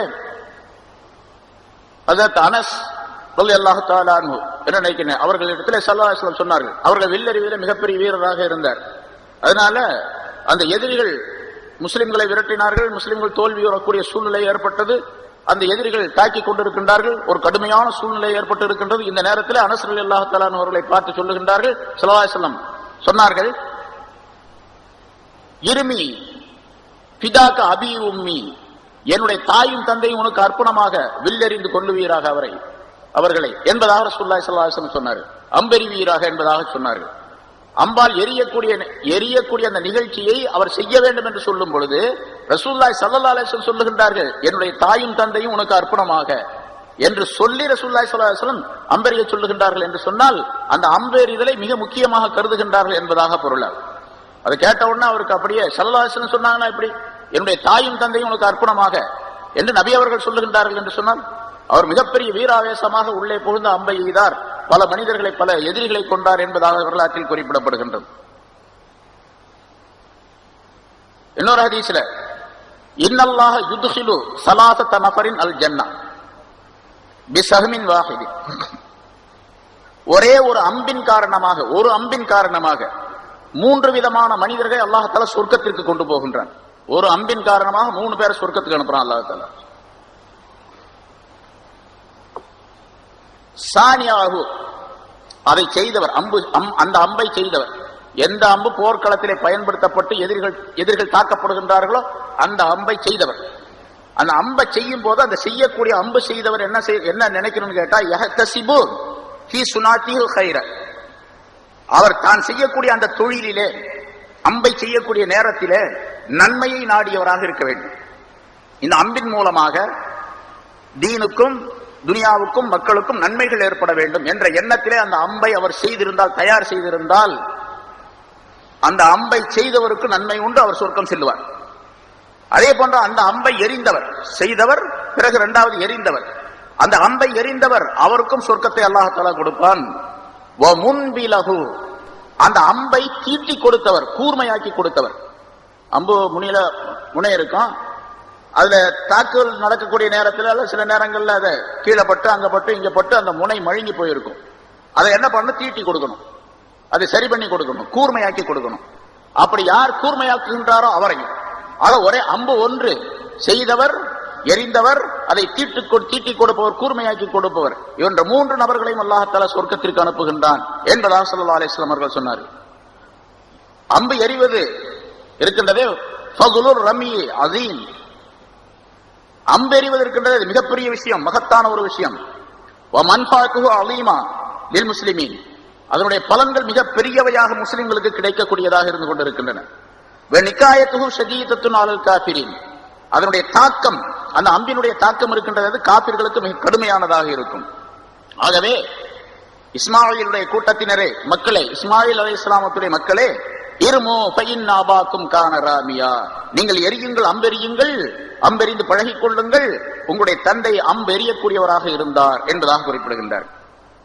அதே போன்று போர் சம்பந்தப்பட்ட விஷயங்களை கற்றுக்கொள்வது இருக்கின்றதே, ஒவ்வொரு மூமினான மனிதருக்கும் ஃபர்லு கிஃபாயா, யாராவது ஊர்ல ஒரு சிலர் எப்படி ஜனாசா தொழுகை ஃபர்லு கிஃபாயா என்று சொல்லுகின்றோமோ, அதே போன்று மார்க்கத்தினுடைய கல்விகளுடைய அனைத்து துறைகளையும் கற்றுக்கொள்வது சிலர் மீது ஃபர்லு கிஃபாயா என்று சொல்லப்பட்டு இருக்கின்றதோ, அதே போல போர் சம்பந்தப்பட்ட எல்லா கலைகளையும் கற்றுக்கொள்வது, யாராவது சிலர் கற்றுக்கொள்வது, அது முஸ்லிம்களின் ஃபர்லு கிஃபாயாவாக சிலர் கற்றுக்கொண்டால் எல்லாருடைய கடமையும் நீங்க. யாரும் கற்றுக்கொள்ளாமல் இருக்கக்கூடாது, எல்லா மனிதர்களும் கற்றுக்கொள்ளாமல் ஒருவருக்குமே ஒன்றும் தெரியாமல் இருக்கக்கூடாது. தெரிஞ்ச மனிதர் யாராவது சிலர் இருக்க வேண்டும். அதனால குதிரை ஏற்றம் பழகிக் கொள்வது, அம்பெறிந்து பழகிக் கொள்வது, ஆயுதங்களை பயன்படுத்துவதற்கு பழகிக் கொள்வது, இதுவெல்லாம் ஃபர்லு கிஃபாயா என்பதாக சொல்லப்பட்டிருக்கின்றது. இன்னொரு ஹதீஸ்ல இருமு வர்கபு, நீங்கள் அம்பெறியுங்கள், குதிரையேற்றம் செய்யுங்கள், வைன் தர்மு கைரும் மின் அன் தர்கபு. ஆனா குதிரையேற்றம் 2 சொல்லிவிட்டு ரசூலுல்லாஹி ஸல்லல்லாஹு அலைஹி வஸல்லம் சொல்லுகின்றார்கள், உங்களுடைய குதிரையேற்றத்தை விட வைன் தர்மு கைரும் மின் அன் தர்கபு, நீங்கள் குதிரை ஏற்றத்தை பழகிக் கொள்வதை விட அம்பெறிந்து பழகிக் கொள்வது மிகச் சிறந்தது என்பதாகவும் ஸல்லல்லாஹு அலைஹி வஸல்லம் சொன்னார். இப்படி இந்த அம்பு எறிவது சம்பந்தமாக, அந்த கருவிகளை பயன்படுத்துவது சம்பந்தமாக ஏராளமான ஹதீஸ்களை ரசூலுல்லாஹி ஸல்லல்லாஹு அலைஹி வஸல்லம் சொல்லி இருக்கின்றார். அதனால அம்பெறியக்கூடிய அந்த விஷயம் குவத் என்பதிலே சேர்ந்தது. குவத் என்பதற்கு இந்த விளக்கம் சொல்லப்பட்டிருக்கின்றது என்று ரசூலுல்லாஹி ஸல்லல்லாஹு அலைஹி வஸல்லம் அவர்கள் குறிப்பிடுகின்றார்கள். அது ஒமின் அஇது லஹும் மஸ்ததாத்தும் மின் குவத்தின், சக்தியை நீங்கள் தயார் செய்து கொள்ளுங்கள் என்ற அளவுக்கு அவர்களை தாக்குவதற்காக வேண்டி எதிரிகளை என்று சொன்னால், அந்த சக்தி என்பது ஆயுதங்களுடைய பயிற்சி எடுத்துக் கொள்ளுவது, அதுதான் சக்தி என்பதிலே முதன்மையானது என்ற கருத்தை குறிப்பிடுகின்றார்கள். இரண்டாவதாக ஒமிர் ரிபாத்தில் ஹைல், குதிரை ஏற்றத்தையும் நீங்கள் பழகிக் கொள்ளுங்கள், அதையும் நீங்கள் தயார் நிலை, குதிரையை தயார் நிலையில் வைத்திருப்பதையும் நீங்கள் ஏற்படுத்திக் கொள்ளுங்கள் என்பதாக குறிப்பிடுகின்றார்கள். குதிரை எப்பவுமே கட்டி வைத்திருக்க வேண்டும். சஹாபாக்கள் பலர் இந்த ஆயத்தை வந்த பின்னால தங்களிடத்தில் இருந்த குதிரையை ரெடியா வச்சிருப்பாங்க. எப்ப போருக்கு அறிவிப்பு வருகின்றதோ உடனடியாக அந்த குதிரையை பயன்படுத்துவார்கள். வேறு எதற்கும் பயன்படுத்த மாட்டார்கள். குதிரை சவாரி செய்யறதுக்கோ மற்றதுக்கோ பயன்படுத்த மாட்டாங்க. சவாரி செய்யலாம், அனுமதி இருக்கின்றது. இருந்தாலும் சஹாபாக்கள் பலரை நாம் பார்க்கின்றோம், அவர்கள் குதிரை ஏற்றத்திற்கு பயன்படுத்த மாட்டார்கள், சவாரிக்கு பயன்படுத்த மாட்டார்கள், போருக்கு மட்டுமே பயன்படுத்துவார்கள். ரசூலுல்லாஹி ஸல்லல்லாஹு அலைஹி வஸல்லம் அவர்கள் குதிரையை பற்றி முன்னால ஒரு ஆயத்து, அந்த ஆயத்துக்கு சூரத்துல் பக்ரால வந்திருக்கு, அந்த ஆயத்துக்கு ஆல இம்ரான்ல வந்திருக்கு, அந்த ஆயத்துக்கு விளக்கம் சொல்லியிருக்கோம். குதிரையை பற்றி உள்ள விளக்கங்கள் நிறைய சொல்லப்பட்டிருக்கு. ஏன்னா குதிரையை பற்றி நிறைய கருத்துக்களை ரசூலுல்லாஹி ஸல்லல்லாஹு அலைஹி வஸல்லம் சொல்லி குதிரை வளர்ப்பதின் மூலமாக என்னென்ன பலன்கள் ஏற்படுகின்றன என்பதை பற்றி எல்லாம் குறிப்பிடுகின்றார்கள். அல் ஹைலு சலாசா, குதிரை மூன்று வகைகள் இருக்கின்றன. குதிரை மூன்று வகை அல்ல, குதிரை வளர்ப்பதின் மூலமாக ஏற்படக்கூடிய பலன்கள் மூன்று வகை அப்படின்னு அர்த்தம். லி ரஜிலின் அஜுருன், ஒரு மனிதனுக்கு அது நன்மைக்குரியதாக இருக்கும், பலன்கள் கிடைக்கும் ஆகிரத்தில். வலி ரஜிலின் சித்துருன், இன்னொரு மனிதனுக்கு அது திரையாக அமையும், அவருக்கு திரையாக அமையும். வலி ரஜிலின் விசுருன், இன்னொரு மனிதருக்கு அது குற்றமாக அமையும். மூன்று விதமான தன்மைகள் உடையவையாக இருக்கின்றன என்பதாக குறிப்பிடுகின்றன. நன்மையாக வரும், நன்மையாக இருக்கும் என்று சொன்னால் அந்த குதிரையை ஜிஹாதுக்காக வேண்டி மட்டும் அந்த மனிதன் பயன்படுத்துகின்றார். அந்த குதிரையின் மீது ஏறி ஜிஹாத் போர்க்களத்துக்கு போகின்றார், எதிரிகளை தாக்குகின்றார், அந்த குதிரையின் மூலமாக மீது ஏறி போரிடுகின்றார், ஆயுதங்களை கொண்டு போரிடுகின்றார் என்று சொன்னால் அந்த குதிரை இந்த மனிதனுக்கு அஜ்ராக, கூலியாக, அவருக்கு நற்கூலி பெற்றுத்தரக்கூடியதாக அமைந்திருக்கும். அதே மாதிரி ஒரு குதிரை அந்த மனிதருக்கு சித்திரு, திரையாக இருக்கின்றது அப்படின்னு சொன்னா நரகத்தை விட்டும் இவரை பாதுகாக்கக்கூடிய திரையாக இருக்கின்றது, அல்லது தீமைகளை விட்டும் பாதுகாக்கக்கூடிய திரையாக அந்த குதிரை அமைந்திருக்கின்றது. அது இவர் தன்னுடைய சொந்த தேவைக்கும் பயன்படுத்திக் கொள்ளுகின்றார், ஜிஹாது வந்தால், போர் வந்தால் போருக்காக வேண்டியும் பயன்படுத்திக் கொள்ளுகின்றார், இரண்டுக்கும் பயன்படுத்துறார். இவருக்கு அந்த குதிரை எந்த நோக்கத்திற்காக வேண்டி படைக்கப்பட்டதோ அந்த நோக்கத்தை அவர் நிறைவேற்றுகின்றார் என்ற காரணத்தால் நரகத்திற்கு திரையாக அது அமைந்து விடுகின்றது என்று குறிப்பிடுகின்றார். இன்னொரு மனிதருக்கு அந்த குதிரை, அதே மாதிரி குதிரை வளர்க்கிறாரு, அவருக்கு அது விசிறு, குற்றத்திற்குரியதாக ஆகிவிடுகின்றது. குதிரை எதற்கு வளர்க்கிறார் அப்படின்னு சொன்னா பெருமைக்காக வேண்டி வளர்க்கிறாரு. நிறைய பேரை பார்க்கலாம், அந்த காலத்துல இருந்தாங்க, இப்போ இருக்கிறாங்க சில பேர். குதிரைகளை வளர்க்கறதுல பெருமைக்காக வேண்டி வளர்ப்பது. குதிரை வச்சிருந்தாவே அவருக்கு ஒரு பெருமை. அது அந்த குதிரையில் ஏறி சவாரி செய்து அப்படியே ஊர்வல வருவார், வெளியே போவார், வெளியூர் பயணங்கள் போவார். அப்படி போகும்போது அந்த குதிரையின் மீது இருக்கக்கூடியவருக்கு ஒரு பெருமை மக்களுக்கு மத்தியில. எப்படி நிறைய வாகனங்கள்ல, பெரிய உயர்ந்த வாகனங்கள்ல ஒருத்தர் போறாரு, அதை பெருமையாக கருதுகின்றாரோ அதே போன்று குதிரையின் மீது போவதை பெருமையாக கருதப்பட்ட ஒரு காலம் இருந்தது. அப்படி பெருமைக்காக வேண்டி, வீண் ஆடம்பரத்திற்காக வேண்டி, உலகத்தினுடைய நோக்கத்திற்காக வேண்டி, தீனுடைய காரியம் அல்லாத வேலைகளுக்காக வேண்டி குதிரையை பயன்படுத்தினால் அது அவருக்கு குற்றத்திற்குரியதாக ஆகிவிடும் என்று மூன்று வகைகளை குறிப்பிடுகின்றார்கள். சரி, அந்த குதிரையில ஸல்லல்லாஹு அலைஹி வஸல்லம் அவர்களுக்கு ஒருவர் கேட்டார், ஒரு சஹாபி கேட்டார், ஐயுர் ரிகாபி அஃலல், வாகனங்களிலே சிறந்தது எது என்பதாக கேட்டார். அப்ப ஸல்லல்லாஹு அலைஹி வஸல்லம் அக்லாஹா சமனன் வ அன்ஃபஸுஹா இன்த அஹ்லிஹா, வாகனங்களிலே ஒட்டகமோ குதிரையோ எதுவோ, அதான் அந்த காலத்துல வாகனம்ங்கிறது, அந்த வாகனங்களிலே மிகச் சிறந்தது உயர்ந்த விலை உடையதும் அதை யார் வைத்திருக்கின்றார்களோ அவர்களிடத்தில் அது மதிப்பிற்குரியதாகவும் மிக உயர்ந்த தன்மை உடையதாகவும் எண்ணம் உடையதாகவும் இருக்க வேண்டும். அதுதான் சிறந்த வாகனம் என்பதாக ரசூலுல்லாஹி ஸல்லல்லாஹு அலைஹி வஸல்லம் சொன்னார். அதாவது ஒருவர் ஒரு வாகனத்தை வைத்திருக்கின்றார், ஒரு குதிரை வச்சிருக்கார், அந்த குதிரை விலை உயர்ந்ததாகவும் இருக்கின்றது. அந்த குதிரையை வைத்திருக்கக்கூடிய அந்த வீட்டுக்காரர் அந்த குதிரையை ரொம்ப நேசிக்கிறார், அந்த குதிரையை ரொம்ப பக்குவமாக வைத்திருக்கிறார், அந்த குதிரையின் மீது ரொம்ப மதிப்பும் மரியாதையும் வைத்திருக்கின்றார். அந்த குதிரை வைத்திருக்கக்கூடிய மனிதர் தான் மிகச் சிறந்தவர் என்பதாக. ஏன்னா அந்த குதிரையின் மூலமா முன்னால் சொல்லப்பட்ட அந்த நிகழ்ச்சி ஏற்பட வேண்டும். அதாவது போருக்காக வேண்டி, தீனுடைய உதவிக்காக வேண்டி அந்த குதிரை வளர்க்கப்படக்கூடியதாக இருந்தால் அவருக்கு அது மிக உயர்ந்த நன்மை கொடுக்கும் என்பதை குறிப்பிடுகின்றார். இன்னொரு ஹதீஸ்ல இப்படி சொல்லுகின்றார்கள், அல் ஹைல் சலாசத்துன், குதிரை என்பது 3 வகை. இது வேறொரு விதமாக சொல்லுகின்றார். ஃபர்சுன் லிர்ரஹ்மான் வ ஃபர்சுன் லிஷைத்தான் வ ஃபர்சுன் லில்இன்சான். ஒரு வகை குதிரை அது ரஹ்மானுக்குரியது, அல்லாஹ்வுக்குரியது. இன்னொரு வகையான குதிரை ஷைத்தானுக்குரியது. இன்னொரு வகையான குதிரை இன்சானுக்குரியது, மனிதனுக்குரியது என்பதாக சொன்னார். அது முதல்ல சொன்ன கருத்து தான். இப்படி வாசகத்தை வேற மாதிரி சொல்றாங்க ரசூலுல்லாஹி ஸல்லல்லாஹு அலைஹி வஸல்லம். ரஹ்மானுக்குரியதுன்னு சொன்னா அல்லாஹ்வுக்காக வேண்டி அந்த குதிரையை வளர்க்கிறார், அது நன்மை கிடைக்கும். இன்னொரு குதிரை ஷைத்தானுக்குரியதுன்னு சொன்னா உலகத்துக்காக வேண்டியே வளர்க்கிறார், பெருமைக்காக வேண்டி, அது ஷைத்தானுக்கு நன்மை கிடைக்காது. இன்னொரு இன்சானுக்குரியது அப்படின்னு சொன்னா மனிதனுடைய தேவைகளை அதில் பயன்படுத்திக் கொள்ளுகின்றார், அவருக்குரியது, அதற்குரிய அந்த அளவுக்கு தான் நன்மை. இப்படி இப்ப 3 நிலைகள் சொல்லப்பட்ட அமைப்புல தான் நன்மைகளும் கிடைக்கும் என்பதாக அதனுடைய பொருளாகும். சொல்லிவிட்டு ஸல்லல்லாஹு அலைஹி வஸல்லம் விளக்கமும் சொல்லுகின்றார்கள். அம்மா ஃபர்சுர் ரஹ்மான், ரஹ்மானுக்குரிய குதிரை அப்படின்னு சொன்னா என்னன்னு கேட்டா, பல்லதி யுர்பத்து ஃபீ சபீலில்லாஹி, அல்லாஹ்வுடைய பாதையில் அதை கட்டி வைத்திருக்கிற அந்த குதிரை. ஃபஅலஃபுஹு வ ரௌசுஹு வ பௌலுஹு வ திக்ர மாஷா அல்லாஹ்.